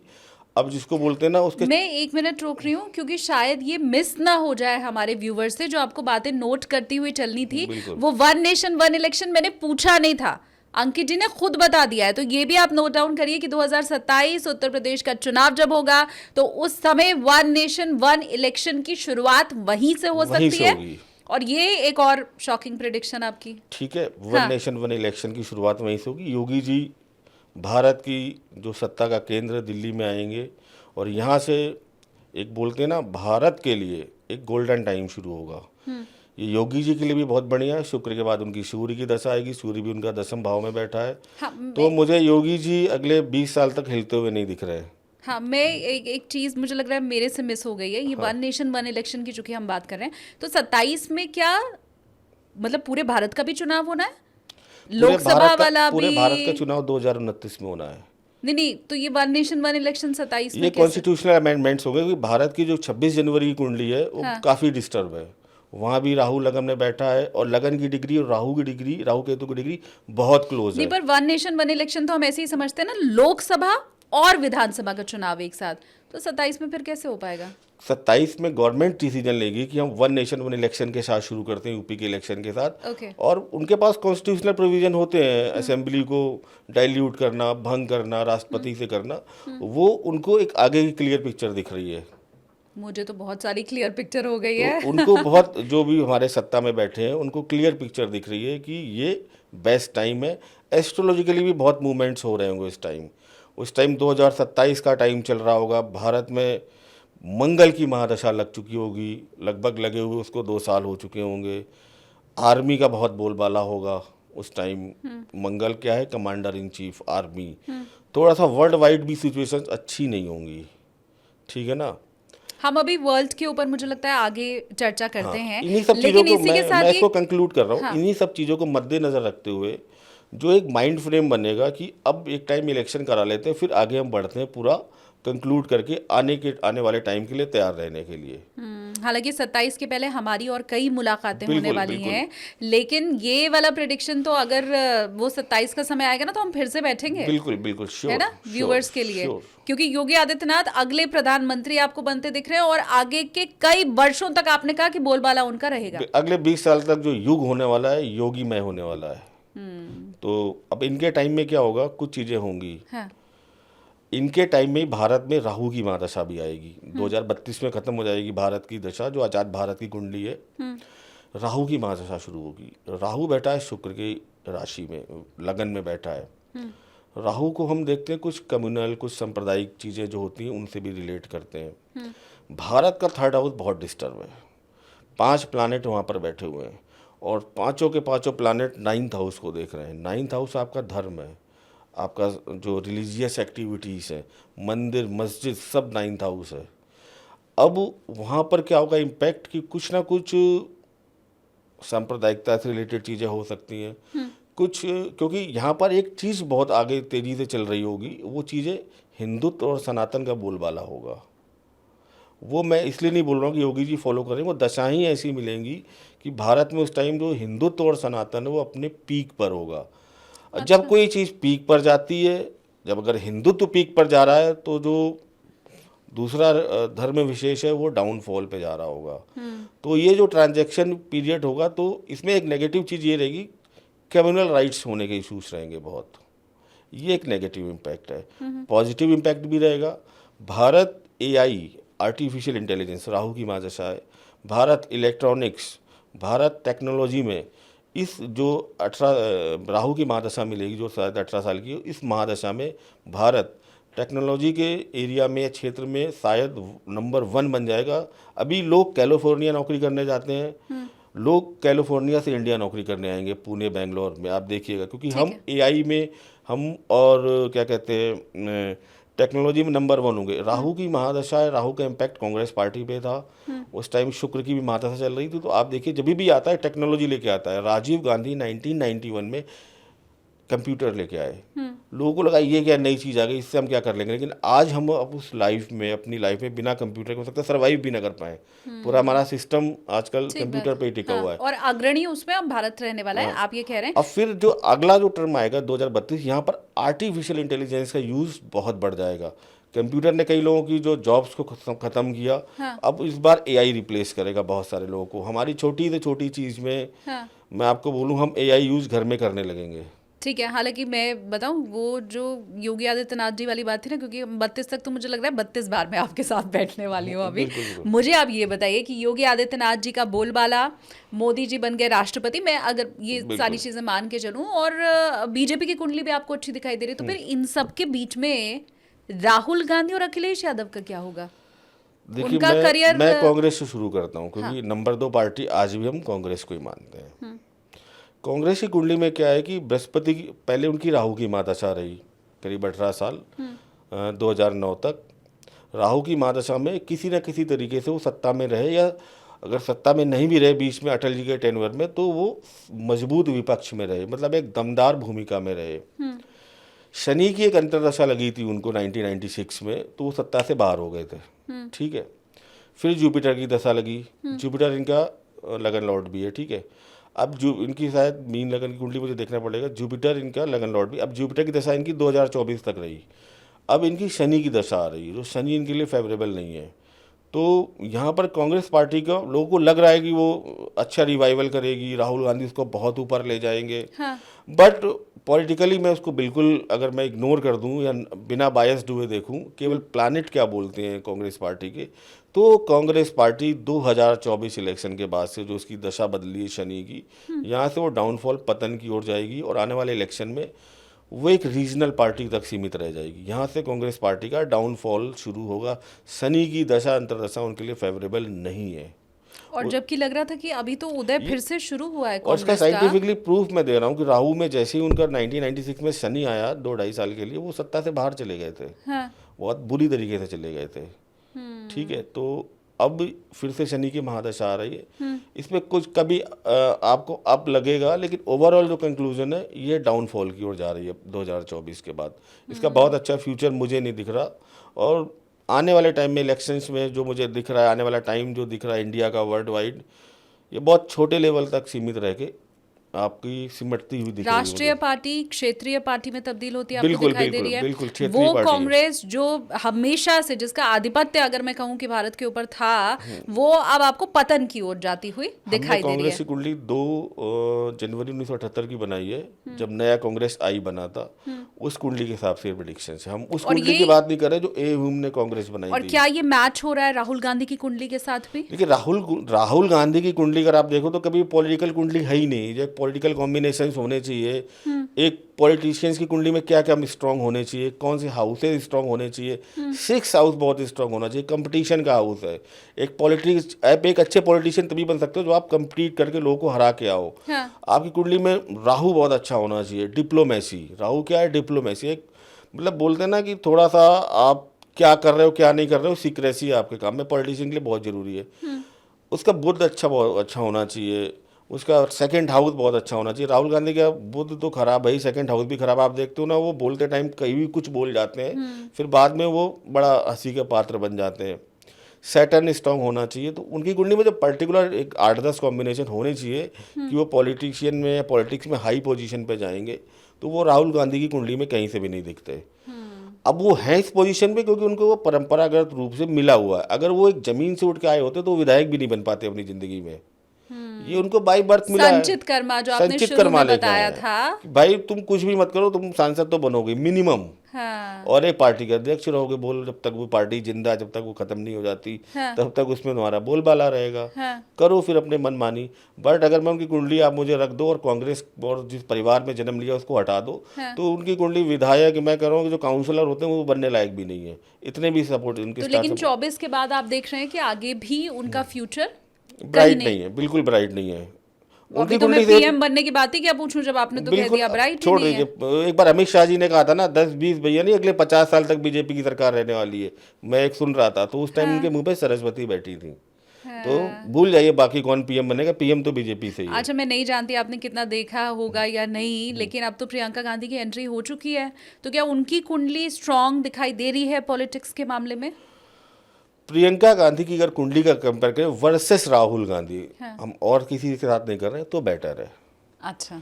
वो कोशिश करेंगी रिवाइवल का, और हो सकता है आने वाले टाइम में कांग्रेस में एक होता है ना फ्रंट लेवल पे आना, वहाँ पर भी आए।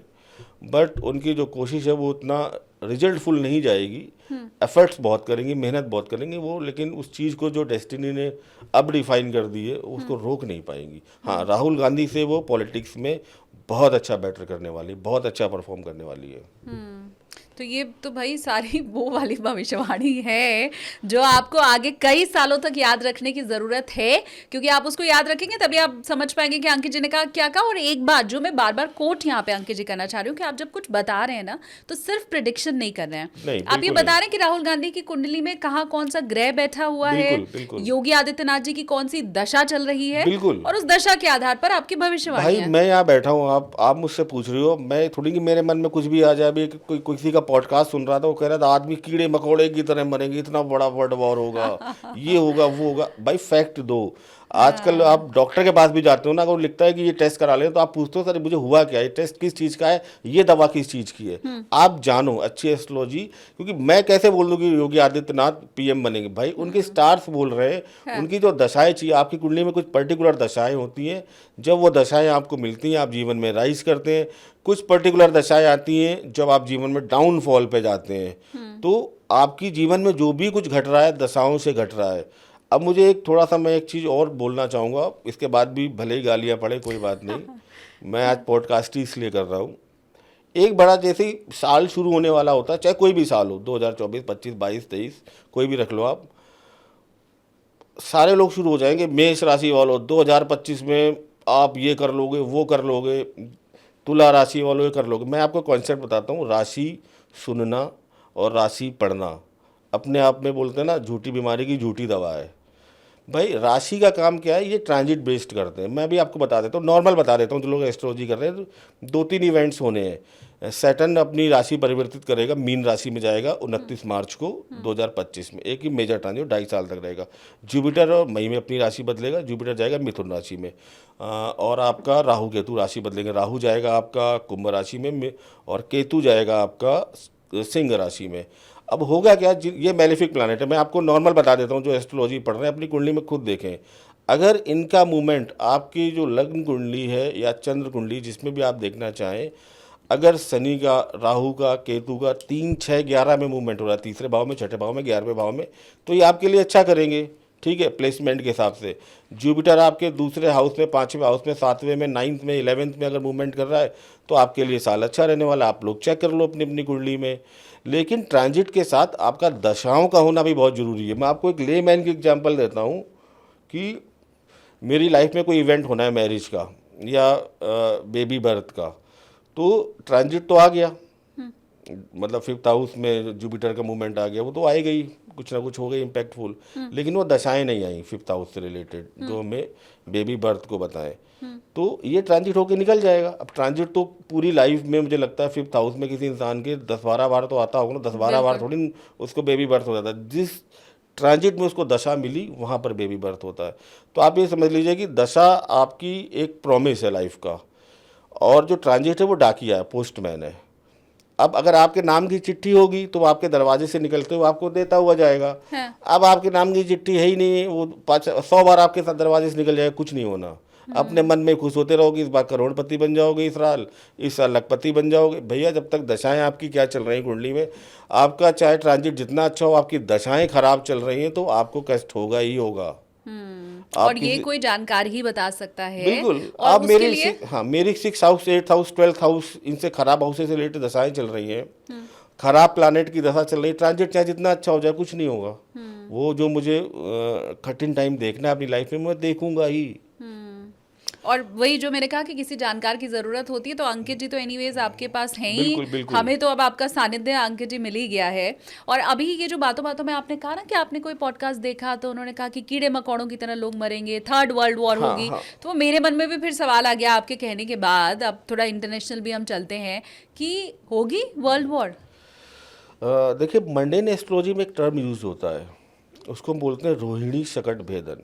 और ये टर्म को मैं और इसको थोड़ा सा वैल्यूएट कर देता हूँ कि इसका जो रेफरेंस है वो पद्म पुराण में है।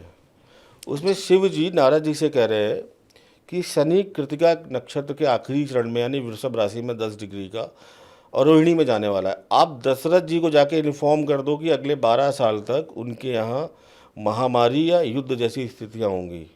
तो नारद जी जाके इन्फॉर्म करते हैं। तो ये टर्म है कि जब भी ऐसा ट्रांजेक्शन्स आएंगी तो उथल पुथल होगी। ये फैक्ट है। क्यों होगा आज मैं फैक्ट बता रहा हूँ। और जब जब ये ट्रांजेक्शन हुआ, ये आपका ट्रांजैक्शन 2030 में होगा, 26 जुलाई 2030 को फुल इम्पैक्ट में होगा। लेकिन इसका असर हमें 2-3 साल पहले ही मिलना शुरू हो जाता है। अब 26 जुलाई 2030 में ये फुल इम्पैक्ट में होगा। 2-3 साल पहले से आभास उसका आभास शुरू हो उसके जाएगा। उससे रिलेटेड चुटपुट घटनाएं या शुरुआत हो जाती है। वो एकदम पीक पर होता है वो टाइम। तो मतलब ये रशिया यूक्रेन युद्ध चल रहा था, अभी कुछ और नहीं होना, ये सब हल्का फुल्का जैसे कर रहे हैं करते रहेंगे। ये 2027 से बहुत अग्रेशन में चले जाएंगे। अब मैं आपको फैक्ट पे बात करते हैं। अभी तक क्या बात हो रही थी, मैं आपको बताता हूँ। जब जब रोहिणी सकट भेदन हुआ, तब इंडिया में और वर्ल्ड में क्या क्या हुआ। क्योंकि हमारे जो ऑडियंस है वो जाने कि एस्ट्रोलॉजी ऐसे नहीं कि मन में जो आ रहा है बोल दो। हम फैक्ट एंड फिगर के साथ इस चीज़ को आज प्रूव करेंगे कि जब जब रोहिणी सकट भेदन हुआ तब तब क्या इवेंट हुए, मैं आपको फैक्ट बताता हूँ। 19वीं सदी में जैसे ही शनि वृषभ राशि रोहिणी नक्षत्र में आया, 12 मई 1914 से 3 मई 2019-14 तक यहाँ फर्स्ट वर्ल्ड वॉर हुआ। गांधी जी का सत्याग्रह साउथ अफ्रीका में चल रहा था, मतलब कुछ चेंजेस चल रहे थे। सेकेंड टाइम फिर हुआ ये रोहिणी सकट भेदन 4 मार्च 1942 से अप्रैल 1944 तक। यहाँ पर देखो इस टेन्योर में 39 में सेकेंड वर्ल्ड वॉर शुरू हो गया था, तो 45 तक गया। हाँ। ठीक है।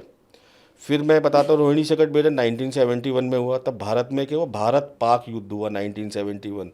बांग्लादेश का उदय हुआ, पाकिस्तान के 2 हिस्से हुए। ये फैक्ट है।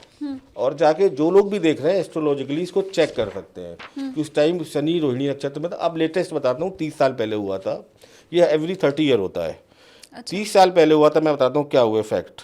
जैसे ही रोहिणी नक्षत्र में शनि आया यानी वृषभ राशि में, सबसे पहले तो 26 जनवरी 2000 ये हुआ था, 2000 से 2002 के बीच में। 26 जनवरी 2001 को भुज में बहुत विनाशकारी भूकंप आया, लाखों लोग मारे गए। अमेरिका पर 9/11 हुआ, जो कि मुझे लगता है कि हिस्ट्री की सबसे बड़ी घटनाओं में, अगर जापान के नागासाकी और हिरोशिमा के बाद सबसे बड़ा एक मेजर इवेंट था कि उन पर अटैक हुआ। यूएस अफगानिस्तान वार हुआ, भारतीय संसद पर हमला हुआ, गुजरात में गोधरा में दंगे हुए। ये लेटेस्ट लास्ट 30 ईयर का है। और इसी पर बेस्ड है सारा ये जो बोल रहे हैं 3rd वर्ल्ड वॉर। तो ऑडियंस आज ही जानेंगे इन फैक्ट के बेस पे मैंने बोला कि ये चीज़ें हो चुकी हैं, तो इनसे मिलती जुलती चीज़ें होंगी। तो वर्ल्ड वॉर दिख रहा, इस बार का जो वर्ल्ड वॉर होगा बड़ा अलग होगा। पहला वर्ल्ड वॉर क्या हुआ, आदमियों की लड़ाई हुई, जान माल की बहुत नुकसान हुई।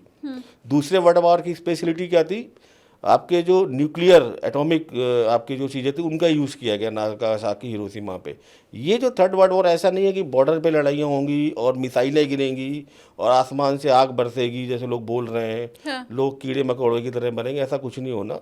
ये वर्ल्ड वॉर जो बेस्ड होगा वो बायोलॉजिकल या जैविक हमलों पर होगा, जो आपने भी हल्का फुल्का एक इम्पैक्ट देखा था कोविड के टाइम में। आपका साइबर हैकिंग होगी, साइबर अटैक्स होंगे, इकोनॉमी वीक की जाएगी। ये वैसा वर्ल्ड वॉर बिल्कुल नहीं होने वाला जैसा लोग बिल्कुल कल्पना लगा के बैठे हैं कि एकदम पाकिस्तान में 1971 में हुआ था कि 6 बजे से लाइटें बंद करो तो हवाई जहाज ऊपर से निकल रहे हैं, किसी बिल्डिंग पे बम गिर रहा है। ऐसा कुछ नहीं होगा। ये पूरे का पूरा जो है ये जैविक युद्ध होगा। पूरे का पूरा आपका जो एक साइबर हैकिंग होता है, आपके बड़े बड़े परमाणु संयंत्र या जो भी है उनको हैक किया जाएगा, आपकी पावर सप्लाई काटी जाएगी, आपका बैंकिंग सिस्टम हैक किया जाएगा, आपकी इकोनॉमी वीक की जाएगी। ये चलता रहेगा एक 3-4 देश को साल। पूरी तरह से कमजोर हाँ, करने की कमजोर करने जितनी का। भी कोशिशें हैं, चाहे वो साइबर अटैक करके, चाहे बिजली संयंत्र पे हमला हमला करके, करके। या फिर इकोनॉमी वीक हाँ, करके, पैरेलल और आपके जाली नोट जैविक चल वाला तो गलत। आपने बहुत ही बिल्कुल। और डरावना। हाँ, हाँ। इसी का यूज़ किया जाएगा सबसे ज़्यादा जो। और देखिए हर चीज़ करेक्शन मांगती है, और ऐसा नहीं कि मैं जो बोल रहा हूँ एकदम नई चीज़ बोल रहा हूँ। पीछे आप देख चुके हो 1/3 आबादी का करेक्शन हुआ है कोविड में। इटली में देखा था ना, वहाँ के प्राइम मिनिस्टर रो रहे थे लाशों के ढेर के पास। भारत में भी हुआ, हालांकि जितना होता है डेटा वो डेटा कम ही करके दिखाया जाता है, बट बड़े लेवल पे जान माल हुई थी। एक वर्ड हमेशा यूज़ करते हैं, चाहे शेयर मार्केट में हो चाहे कुछ भी हो, करेक्शन। जब कोई चीज़ एक्सेस में ऊपर चली जाती है तो करेक्शन होता है। Time to time nature correction करती रहती है। ये करेक्शन टाइम है एवरी 30 ईयर, तो ये करेक्शन है। बहुत दुखद, हालांकि कोविड का दुखद है समय था इसको, लेकिन आप एस्ट्रोलॉजिकली मैं कहूँगा कि अपने लिए यूज़फुल बनाएं। आप आने वाले समय के लिए अपने को तैयार रखें, अपनी अपनी जो इम्यूनिटी उसको मजबूत रखें। अगर कोई आप पर हुई बीमारी कोविड के टाइम में, जैसे लोगों की इम्यूनिटी वीक थी वो बहुत जल्दी सर्वाइव नहीं कर पाए, अपना जो इकोनॉमी है सेविंग्स उनको बचा के रखें। कि कई बार कोविड के टाइम में लोगों ने देखा कि अचानक चीज़ें बंद हो गई, तो वो जो डेली बेस पे काम करते हैं, जो मंथली काम करते हैं, उनको दिक्कत आई। और अभी तो हमारे पास समय भी है, जैसा समय आपने तो कहा कि ज्योतिष आपको राह दिखा राह सकता दिखाता है। है। तो मैं इसको डरो मत, ये चीज़ें होंगी। आप किसी चीज़ को नहीं रोक सकते हो। जो 2030 साल, अभी 30 साल पहले हुआ था, आप नहीं रोक पाए। आप इसको यूज़ करो, इस इंफॉर्मेशन को अपने बेनिफिट के लिए। और ऐसे ही नहीं कि धरती खत्म हो जाएगी। पता नहीं, वो एक किताब है कोई है, वो बोलती है कि धरती खत्म हो जाएगी, जगन्नाथ मंदिर टूट जाएगा, प्रलय, कुछ नहीं होगा। मत डरो, आराम से रहे। हाँ, फैक्ट फिगर पे बोलो। कोई आपको बोले कि ये हो जाएगा तो आप पूछो क्यों होगा भाई। ये फैक्ट फिगर की आपने जो बात की, तो मुझे वापस से आपकी वो ट्रम्प वाली बात याद आ गई कि आपने उनको लेके इतनी सटीक भविष्यवाणी पहले की थी। तो अब उनका फ्यूचर भी बता दीजिए फिर। शॉकिंग है। अच्छा, mister Donald Trump will be the last president of United state of America. कैसे?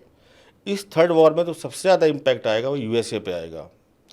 अब लोग सोचेंगे यूएसए खत्म हो गया, हाँ, ऐसा मतलब? नहीं है। ऐसा नहीं है। हाँ, जो यूएसएसआर के साथ हुआ था 1991 में, कुछ उसके स्टेट्स अलग निकल गए थे। उसमें यूक्रेन भी था, क्रीमिया भी था, बहुत सारे स्टेट्स ने अपनी इंडिपेंडेंट आइडेंटिटी बना ली थी। ट्रंप को लेके कुछ नाराजगी तो रहती है अमेरिकन्स में, उनकी पॉलिसीज़ को लेके और कुछ ना कुछ चीज़ों को लेके। इस थर्ड वर्ल्ड वॉर में तो सबसे ज़्यादा इम्पैक्ट आएगा कि कुछ स्टेट्स जो यूनाइटेड स्टेट ऑफ अमेरिका, इससे निकल के इंडिपेंडेंट स्टेट्स या कंट्री बनेंगे। तो जो टाइटल है ये हट जाएगा। अब यूएसएसआर नहीं बोलते हम, रूस बोलते हैं, रशिया बोलते हैं, फिर हम इसको अमेरिका बोलेंगे नॉर्मल। मैंने पॉडकास्ट शुरू करने के पहले नहीं सोचा था कि मुझे जब प्रेडिक्शंस के बारे में पता चलेगा तो वो होता है ना, आंखें फटी की फटी रह जाना, तो वो वाला हाल मेरा हो जाएगा। ये अगेन बहुत बड़ी भविष्यवाणी आप कर रहे हैं। ये लॉजिक है, लॉजिक है इसका। लॉजिक है कि थर्ड वर्ल्ड वॉर में जो सबसे ज़्यादा खराबी आएगी यूएस के अंदर आएगी, जो सबसे ज़्यादा नुकसान होगा यूएस को होगा। यहाँ पर एक बड़ा सा प्रश्न उठता है कि थर्ड वर्ल्ड वॉर हो गई, सब कुछ हो गया, सेटल हो गई चीज़ें, यूएसएसआर भी टूट गया, मतलब सॉरी यूएसए भी टूट गया, अब क्या होगा? कौन अब नया बिग बॉस बनेगा इस वर्ल्ड का? तो चाइना बनेगा।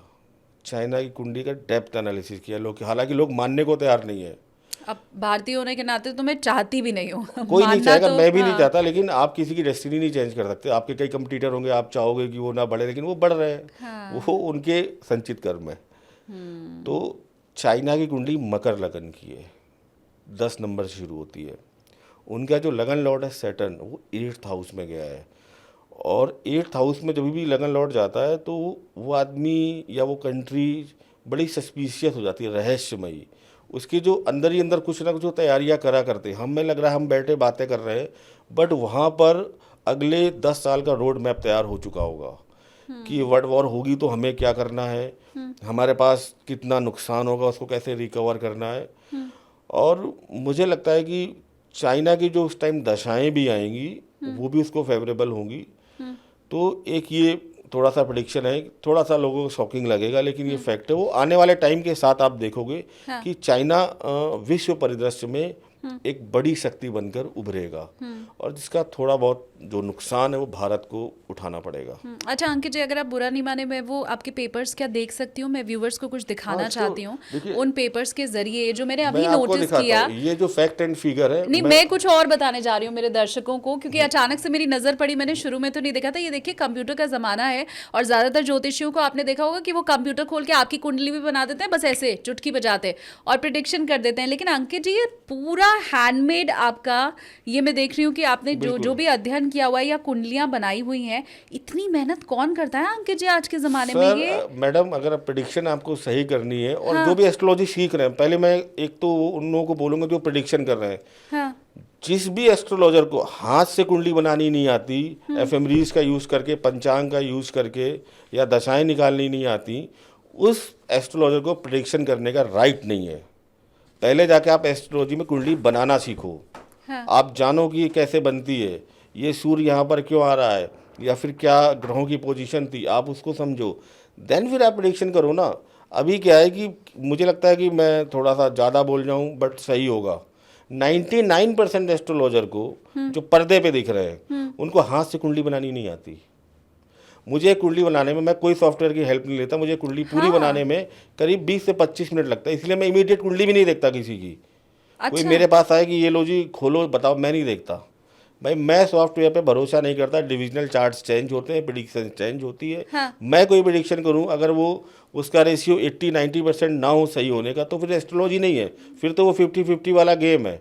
सही भी हो सकती है, नहीं भी हो सकती है। हाँ, मुझे ये ना पिताजी के ज़माने की याद आ गई, जब हम जाते थे पंडित जी के पास, तो वैसे टेवा बना के देते थे, और वो बिल्कुल, किताब में, पुस्तक पे पूरा बना के देते थे, बिल्कुल। या वो ऐसे रोल होने वाली जो जन्म पत्री आती थी जिसमें पूरा हाथ से हाथ से गणना बना होती होता थी। था, हाथ से ये गणना। मुझे आज आपने 2024 में उस जमाने की याद दिला दिया अंकित जी, जो अब कोई नहीं करता है। लेकिन आपकी इन्हीं प्रिडिक्शन से मुझे एक सवाल मिल गया है, जो शायद अगर मैंने नहीं मांगा होता तो मुझे नहीं मिलता। ये मुझे सलमान खान की कुंडली यहाँ पर बनी हुई ओहो, दिखाई दे अच्छा। रही है। अब सलमान खान से ज्यादा पॉपुलर कौन है, और फिर उनका फ्यूचर भी, जब आपने खुद ही, मैंने देखा कि अध्ययन तो कर ही रखा है, तो फिर अब बता ही दीजिए आप सलमान खान का फ्यूचर। देखिए, सलमान खान की जो बर्थ डिटेल है 27 दिसंबर 1965 है, ठीक है। अभी किसी ने उनके बारे में हालांकि प्रेडिक्शन कर दी है, नाम नहीं लूँगा, कि 67.5 ईयर तक रहेंगे। तो मैं सलमान खान की प्रेडिक्शन देख के बता रहा हूँ, उनका लगन लॉट बहुत मजबूत स्थिति में है। जैसा कि बहुत कुछ चल रहा था कि बाबा सिद्दीकी के साथ जो बॉम्बे में हुआ, ऐसा कुछ भी सलमान खान के साथ नहीं होगा। एक अच्छी लॉन्जिविटी है उनकी, एक अच्छा लाइफ स्पैम है उनका, और मैं उसको एवरेज बताता हूँ, मैंने कैलकुलेट कर रखा है, लेकिन मैं एक एवरेज बताता हूँ, वो 80 क्रॉस करेंगे मिनिमम, हेल्दी लाइफ जिएंगे। अभी यहाँ पर, और उनका काम है जो, जैसे बिग बॉस चल रहा है ना, बिग बॉस 18, मैं बोल देता हूँ सलमान खान जी को, big boss 19, big boss 20, big boss 38 भी वही करेंगे। बहुत शानदार। हाँ, वो नोट कर ले, कहीं नहीं जाने। इंडस्ट्री में उनके पैर इतनी मजबूती से जमे हुए हैं, हाँ। और दिन पर दिन उनका रुतबा बढ़ेगा।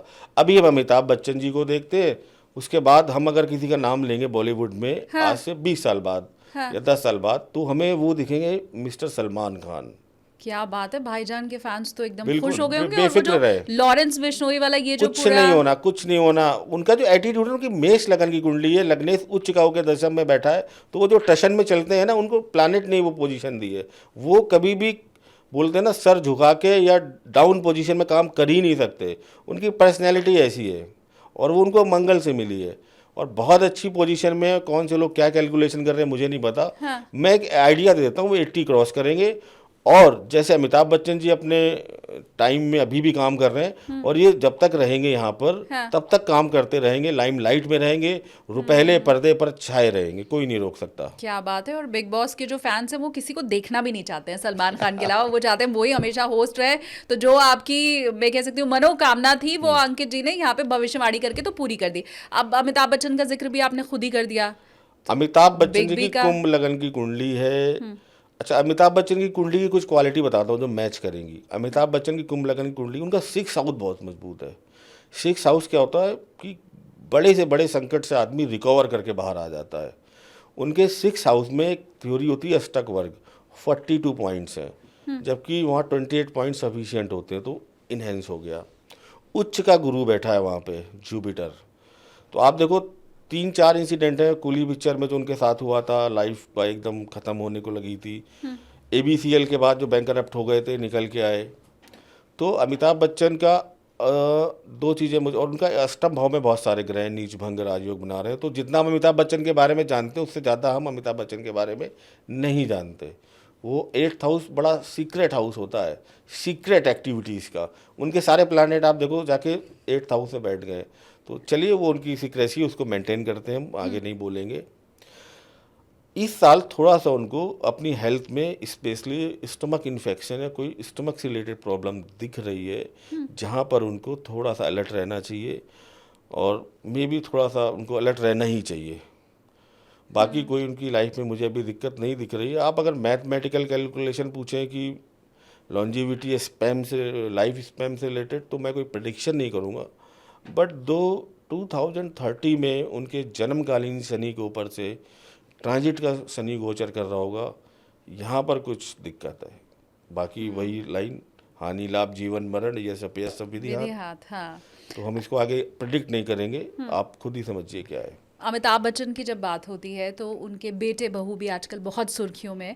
वैसे तो किसी को भी अपने काम के ज़रिए फेमस होना या सुर्खियों में होना चाहिए, लेकिन उनकी पर्सनल लाइफ को लेके बहुत सी बातें सोशल मीडिया पर चल रही हैं, लोग उसके बारे में जानना भी चाहते हैं। तो क्या उनके अलग होने का, डाइवोर्स का ऐसा कोई सीन कुंडली में बनता हुआ दिखाई दे रहा है? आप लोगों को याद होगा जब ऐश्वर्या राय अभिषेक की शादी हुई थी तो कई न्यूज़पेपर्स में आया था कि कुछ मांगलिक एक्टिविटीज हुई थी, पेड़ कुछ से शादी कराई गई थी, जो भी एक रिचुअल्स हुए थे उनको फॉलो किया गया था। वो इसीलिए फॉलो किया गया था कि लाइफ में कोई मिसहैपनिंग ना हो, कोई ब्रेकअप ना हो। दोनों के चार्ट एनालाइज कर लिए, मीडिया क्या बोलती है मैं उसको नहीं मानता। उनकी जो मैरिड लाइफ है बहुत अच्छी है, मुझे किसी भी तरीके का कोई तलाक होता हुआ नहीं दिख रहा है। बिल्कुल हेल्दी लाइफ है। जो भी उनका रहा हो, मीडिया में क्या आया क्या नहीं आया, वो देखिए अप्स एंड डाउन सबकी लाइफ में लगे रहते हैं। कभी हम लोग भी सुनते रहते हैं ना अपने आपस में कि भाई इनकी वाइफ नाराज होकर मायके चली गई 2 महीने, अरे छोटी सी चीज़ है। अब वो इतने बड़े स्टार हैं तो उनकी चीज़ को हाई लाइमलाइट कर दिया गया। लेकिन एस्ट्रोलॉजिकली पूछे तो कोई दिक्कत नहीं, उनकी मैरिज बहुत बढ़िया चलने वाली है और बहुत बढ़िया रहेगी, कोई दिक्कत नहीं, कोई तलाक नहीं है। तो ये वाला तो जो पूरा सेगमेंट हमारा है इसमें सब आपने अच्छी अच्छी बातें ही बताई हैं, लेकिन मुझे लगता है जब हम मुंडेन एस्ट्रोलॉजी की बात कर ही रहे हैं, जो मिथ्स हैं एस्ट्रोलॉजी के उन्हें तोड़ने की बात कर रहे हैं, तो बहुत सी ऐसी प्रचलित चीज़ें भी हैं जो मुझे लगता है आपसे बेहतर कोई बता नहीं सकता है। तो अब मैं चाहती हूँ कि हम छोटा छोटा उनके ऊपर भी बात कर लें। सबसे पहले राहु, जिससे बहुत डराया जाता है, और राहु में भी खासकर काल सर्प दोष। कि आपकी कुंडली में काल सर्प दोष है, आप जीवन में कभी भी तरक्की नहीं कर पाओगे, परेशानियां आपके जीवन में बनी ही रहेंगी। इसी के साथ अंकित जी, हम ये भी सुनते हैं अमूमन कई जगहों पर कि काल सर्प योग आज के कुछ सालों पहले तो था ही नहीं कहीं पे। तो क्या सच्चाई है इसकी? मैं कुछ एग्जांपल देता हूँ आपको। एज पर जो काल सर्प को मानते हैं उनके हिसाब से इनकी ज़िंदगी बर्बाद हो जानी चाहिए थी। ये लोग, इनकी कहीं नौकरी नहीं लगनी चाहिए थी जब तक ये पूजा नहीं करा लेते तथाकथित। तो मैं इन लोगों के नाम लेता हूँ जिनकी ज़िंदगी काल सर्प दोष ने बर्बाद कर दी। पंडित जवाहरलाल नेहरू, काल सर्पदोष। राजीव गांधी, काल सर्पदोष। अटल बिहारी वाजपेयी, काल सर्पदोष। जॉर्ज डब्ल्यू बुश, काल सर्पदोष। ऐसी बहुत सारी लिस्ट भरी पड़ी इनकी कुंडली में काल सर्पदोष है। अब अकॉर्डिंग टू तथाकथित काल सर्प के जो मानने वाले लोग हैं, इन सबकी जिंदगी तो बर्बाद हो गई। अब जॉर्ज डब्ल्यू बुश तो मुझे नहीं लगता कि पूजा कराने आए होंगे काल सर्प की, अमेरिका पे इराक पे अटैक करने से पहले। या फिर मुझे लगता भी नहीं कि राजीव गांधी ने भी कराई होगी, या जवाहरलाल नेहरू ने कराई होगी। देखिए काल सर्पदोष का इनका कॉन्सेप्ट क्या है, इन लोगों का कॉन्सेप्ट है जो ये मानते हैं काल सर्प की, जब सारे ग्रह आपके राहु केतु एक्सेस में आ गए तो बस अब आपकी जिंदगी खत्म, काल सर्पदोष शुरू।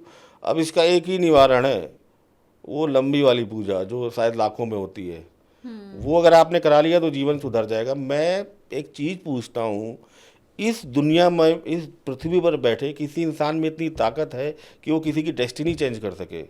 अगर बुरा होना होगा तो हो गई, मैं जैसे पीछे बोल चुका हूँ। तो काल सर्पदोष एक मिथ है, बकवास है, इन्हें कभी था न कभी है। कुछ ऐसी बहुत सारी चीज़ें एस्ट्रोलॉजी में, अभी यही रेमेडीज आ गई, इन्हीं को देख लो। अब इसी को कोई बुक बना के छाप दे, बोल दे कि तो एस्ट्रोलॉजी का पार्ट है। अभी मैं किसी का सुन रहा था कि सूर्य को पता नहीं क्या लाल मिर्चें डाल के से आप जल दो तो आपके पास पैसे ही पैसा। अरे मूर्खों, अगर सूर्य को हम पितृ मानते हैं अपना, हम उनको अर्घ देते हैं, अर्घ देते टाइम हम उनको नॉर्मल गुड़, चीनी, चावल, रोली जो हमारी सनातन परंपरा है उसको फॉलो करते हैं। वो कह रहा है लाल मिर्च डाल के, लाल मिर्च नॉर्मल भी कॉमन सेंस, अगर आप किसी को पानी दोगे लाल मिर्च के साथ पानी नहीं दोगे ना, वो तो भगवान है। सही बात है। तो और सूर्य को हमारे पितृ हैं, पितृ को रिप्रेजेंट करते हैं। आप अपने पितरों को लाल मिर्च वाला पानी दोगे? नहीं दोगे ना। तो मैं जनता से भी कहना चाहूँगा, इतनी भी बकवास मत मानो किसी की कि कुछ भी। अब उसमें एक और है उनका कि अगर आपको किसी गवर्नमेंट जॉब में जाना है तो एक काम करो, आप बड़ा हंसी का है, दूध लो, दूध में हल्दी मिलाओ, थोड़ा सा गुड़ मिलाओो। अब अगर यहाँ तक तो मुझे कुछ समझ में आ रहा था, कहते हल्दी जुपिटर है, गुड़ सूर्य है, अगर ये बोलते कि इसको आप खुद पी लो तो कुछ इम्पैक्ट आएगा, तो मैं सोचता अच्छी बात है, आपकी इम्यूनिटी मजबूत होगी हेल्दी दूध पी के। लेकिन वो कह रहे हैं कि इस दूध को जाके अपने फादर को पिलाओ डेली, तो आपकी गवर्नमेंट जॉब लग जाएगी। अब फादर आपको इतना पैसा लगा रहा है, फिर आप उस पर ये टोने टूट के कर रहे हो। हाँ। कुछ नहीं होना, बकवास है ये। मेहनत करो, कर्म करो। तो मैं वापस आता हूँ काल सर्पदोष पे। काल सर्पदोष के बारे में केवल वन लाइन, झूठी बीमारी का झूठा इलाज। फाड़ के फेंक दीजिए अपनी कुंडली में जिसने कहा है काल सर्पदोष, बिल्कुल मत मानिए, एंजॉय कीजिए लाइफ को। ठीक है, अब शनि की साढ़े साती के ऊपर चर्चा कर लेते हैं। किसी न किसी राशि पे हमेशा 3 राशियों के ऊपर होती है चढ़ती ढैया उतरती, तो उससे भी बहुत डराया जाता है। मैडम 40 साल आपकी लाइफ की किसी इंसान की ये शनि की साढ़े साती और ढैया में गुजर जाएंगे अगर आप इनको मानने लगी, तो 40 साल तुम्हारे ऐसे ही बर्बाद हो गए। और आज की डेट में आदमी 60-70 साल रहता है, तो फिर उसने काम कब किया? ऐसा है कि शनि की साढ़े साती एक कॉन्सेप्ट है कि जब आपकी चंद्र कुंडली में शनि 12th हाउस में आ जाएगा, फिर वो 12th हाउस, फिर लगन, फिर आपके सेकंड हाउस में 2.5 साल 7.5 साल मूव करते हुए चलेगा। शनि क्या है? आपको रिवॉर्ड देने आता है। Shani is the planet of judgment. आपने जो भी अच्छे काम किए हैं, तो जैसे ही साढ़े साती आएगी आपको रिजल्ट मिलना शुरू हो जाएगा। आपने बहुत मेहनत कर रखी थी पिछले टाइम से किसी कम्पिटिटिव एग्जाम में सेलेक्ट होने की, नहीं हो रही थी, आपकी कुंडली में शनि योग कारक है, जैसे ही साढ़े साती आई आपका सिलेक्शन हो जाएगा। इंडिया के 70% प्राइम मिनिस्टर साढ़े साती में ही प्राइम मिनिस्टर बने। महेंद्र सिंह धोनी ने साढ़े साती में ही वर्ल्ड कप जिताया था। मोदी जी भी साढ़े साती में बने। मोदी जी का मुझे एक बार देखना पड़ेगा, मैं श्योर नहीं हूँ, बट 70% जो पीछे रहे उनका मैंने देखा है चार्ट। साढ़े साती से बिल्कुल डरने की जरूरत नहीं है। वो दोनों तरीके से फायदा करेगी। अगर आपने मेहनत की है देन फिर आपको रिवॉर्ड मिलेगा, बढ़िया, आप तैयार हो जाओ लेने के लिए। आपने मेहनत नहीं की है तो अब वो ऐसी सिचुएशन क्रिएट करेगा कि आप घर से निकलो, मेहनत करो। और जब कोई चीज़ बन रही होती है, बिल्ड हो रही होती है, तो कष्ट तो होता ही है। जब घर से निकलना पड़ेगा, कष्ट होगा। तो लोग बोलते हैं बड़ी कष्टकारी हो गई, अभी तक तुम सो रहे थे, अब हमें धक्के खाने पड़ रहा है। अरे धक्के वो आपके बेटरमेंट के लिए कर रहा है कि अगली बार जब मैं आऊँ तब तुम कुछ करके रखो, मैं तुम्हें दूँ। बहुत शानदार। अच्छा, हाँ, सीधी तो बात है। मतलब हर तरह से बल्ले फिर तो बल्ले फायदा ही फायदा आपकी है। दोनों में बल्ले। भाई इस बार आपके पास आया, आपने किया, आपको रिवॉर्ड देके चला गया। फिर एक दूसरे को देखा इसने कुछ नहीं किया, तो जैसे टीचर करता है ना पनिशमेंट, डंडे मारता है कि अगली बार पढ़ के आना, मैं फिर पूछूंगा। हाँ। तो वो आपको डंडे मार के हिदायत देके जा रहा है कि अगली बार मैं फिर पूछूंगा, पढ़ के आना। तो उस डर की वजह से आप पढ़ोगे तो फिर भी तो फायदेमंद रही ना। हाँ, और गुरुओं का डांटना अच्छी कभी बात बुरे है। के लिए तो थोड़ी शनि होता है। आपको एक टीचर की तरह होता है, गाइड करने आता है लाइफ में, तो बिल्कुल मत डरो। इसके नाम पर कोई पूजा पाठ कोई ठग रहा हो तो बिल्कुल मत ठगो। हाँ। अच्छा, एक चीज और लोगों के मन में बहुत ज्यादा होती है, इसमें तो मैं ज्योतिषियों को नहीं, आम लोगों को कहूंगी कि वो ये चाहते हैं कि सामने वाला हमारे अकॉर्डिंग चले। अब अगर नहीं चल रहा तो वशीकरण, मतलब पति नहीं सुन रहा है तो उसका वशीकरण हो जाए। गर्लफ्रेंड अगर नहीं मान रही है, मैं किसी को पटाना चाहता हूँ, तो उसका वशीकरण हो जाए। और बाकायदा उसके लिए पैसे लेकर के पता नहीं मतलब चलो, क्या-क्या जो लोग भी चीजें हैं। वशीकरण करते हैं, मैं उनको उनके मुंह मांगा रेट दूंगा। नरेंद्र मोदी को मेरे वश में कर दे। ठीक है, जितने पैसे बोलेंगे मैं दूंगा। बकवास है। लोग बोलते हैं कि वशीकरण कर दिया, किसी ने हम पे कुछ कर दिया जी, पता नहीं बीमार सा रहता हूँ। अरे आधे से ज़्यादा पोजीशन नरेंद्र मोदी को गाली देता है, सबसे पहले तो उन्हीं को कर देगा कुछ कि ये ऐसे हो जाए कि प्राइम मिनिस्टर की कुर्सी पे ना बैठ पाए। बेटा हमारा ऐसा नहीं था, वो बिगड़ गया है, उसके ऊपर किसी ने कुछ कुछ कर कर दिया दिया है। वो कुछ नहीं है, ये बकवास है। ये सारा यहाँ का खेल है दिमाग का। कुछ चीज़ें दिमाग से चलती हैं। मैं आपको भी नॉर्मल मिलूं और मैं कुछ प्री प्लान कर दूं, मैं आते बोलूं क्या बात, आप बहुत परेशान लग रही, कुछ तबीयत ठीक नहीं है क्या? फिर दूसरा आदमी आया, उसने भी बोला तबीयत ठीक नहीं है क्या आपकी? 4-5 लोग वो बोल गए, तो आप देखिए एक आपको शाम तक कुछ ना कुछ हो जाएगा। क्योंकि यहाँ पर खेल हो गया, अनकॉन्शियस माइंड में एक डेटा चला गया, जिसको मैं साइकोलॉजी की भाषा में बोलूँ कि तुम बीमार हो। अब अनकॉन्शियस माइंड आपका बिल्कुल बच्चा होता है, उसमें आप जो डेटा डाल दो वो वैसे ही रिएक्ट करने लगता है। कई लोग एक ये आता है बड़ा, आपने पूछा तो मैं बता देता हूँ, उन पे देवियाँ आती, किसी पे बालाजी आ रहे हैं, किसी पे हनुमान जी आ रहे हैं, किसी पे कुछ आ रहा है। मैं इनके प्रति पूरी सहानुभूति रखता हूँ। इनके अनकॉन्शियस माइंड में या इनके साथ लाइफ में कुछ ऐसे इवेंट्स होते हैं जिसकी वजह से ये मेंटली डिस्टर्ब हो जाते हैं। तो ये जो कॉन्सेप्ट है देवी आने का, भगवान आने का, ये बिल्कुल गलत है। ये हो ही नहीं सकता। आप उस एनर्जी को बोलते हैं ना कि गीता में मैं गीता का रेफरेंस देता हूँ कि अर्जुन को कहा कि अब मैं तुम्हें चतुर्भुज रूप में दर्शन दूंगा, और अगर तुमने इन आंखों से देखा तो मुझे देख ही नहीं सकते हो। हाँ। तो दिव्य चक्षु दिए अर्जुन को, जिनके साथ 24 घंटे रहते थे श्री कृष्ण, उनमें भी इतनी सामर्थ्य नहीं थी कि श्री कृष्ण का तेज झेल सके। आज यहाँ पर बैठे लोग, किसी पे दुर्गा आ रहे हैं, किसी पे बालाजी आ रहे हैं, किसी पे कुछ आ रहे हैं, बकवास है। मत मानो, पढ़े लिखे लोगों की तरह बिहेव करो। अगर आ रही हैं तो उनको भारत सरकार को कहो कि इनको पकड़े, और जितने नक्सलाइट बैठ रहे सारे नक्सलाइट को साफ करे, इनको पीओके में इनकी सबकी पोस्टिंग कर दो। आर्मी की जरूरत ही नहीं है। आखिरी सवाल मेरा टोने टोटके को लेके है कि क्या वशीकरण तो नहीं हो सकता, लेकिन क्या टोने टोटके के जरिए मैं मनचाही चीज पा सकती हूँ? जी नहीं, ये सारी चीज़ें गलत हैं, मिथ है। लोगों को एक होता है ना कि भ्रमित करने की चीज़ें।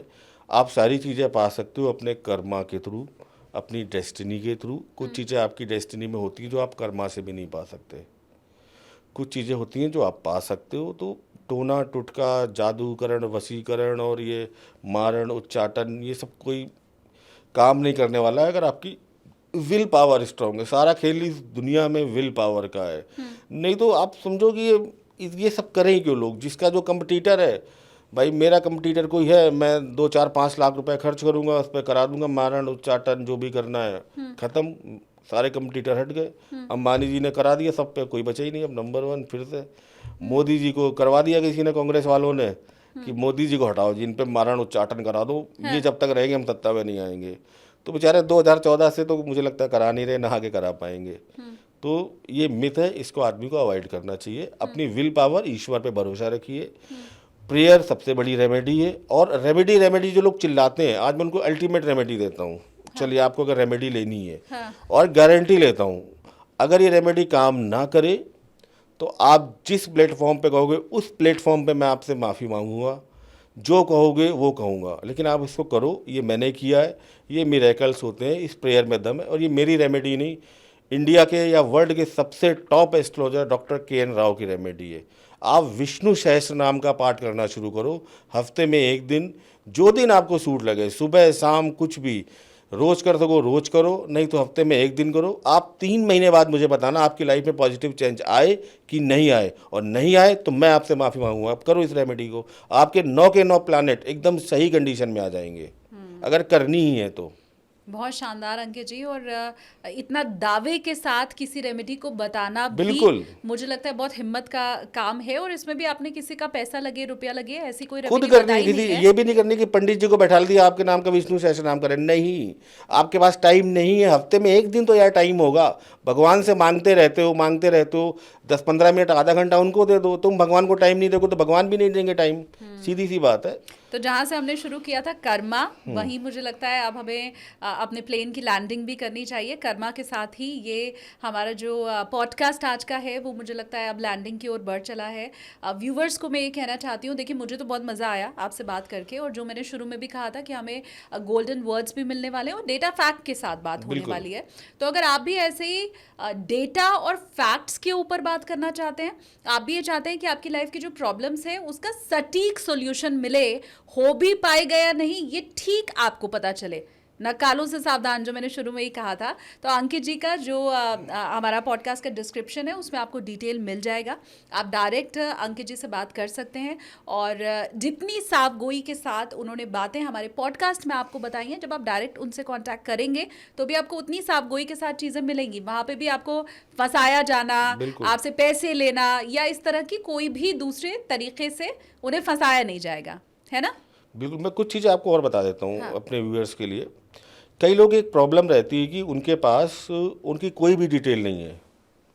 ना बर्थ टाइम पता है, ना डेट ऑफ बर्थ पता है, कुछ नहीं पता। तो मैं कैसे एस्ट्रोलॉजिकल हेल्प लूँ? मेरे लिए तो एस्ट्रोलॉजी बेकार हो गई ना, क्योंकि आप तो 3 डेटा मांगोगे, DOB, TOB, बर्थ प्लेस। मेरे पास तीनों नहीं है। तो मैं उनको बोलना चाहूँगा, क्लासिकल एस्ट्रोलॉजी में और हमारी वैदिक एस्ट्रोलॉजी में एक टूल होता है प्रश्न कुंडली।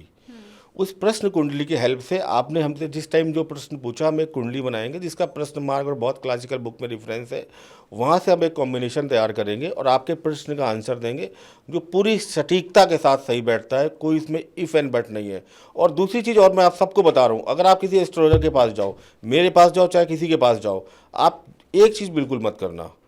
आप एस्ट्रोलॉजर के पास जाओ, अपनी 3 डिटेल दो, उसके बाद शांति से बैठ जाओ। उसका काम है आपकी प्रॉब्लम फाइंड आउट करना। वो आपको बोलेगा कि क्या आपकी मैरिड लाइफ में दिक्कत चल रही है इस टाइम, वो आपकी प्रॉब्लम बताएगा। आप अपनी प्रॉब्लम बताते हो ना, उसके बाद वो क्या है 2+2 4 करके आपको कंफ्यूज कर ही देंगे।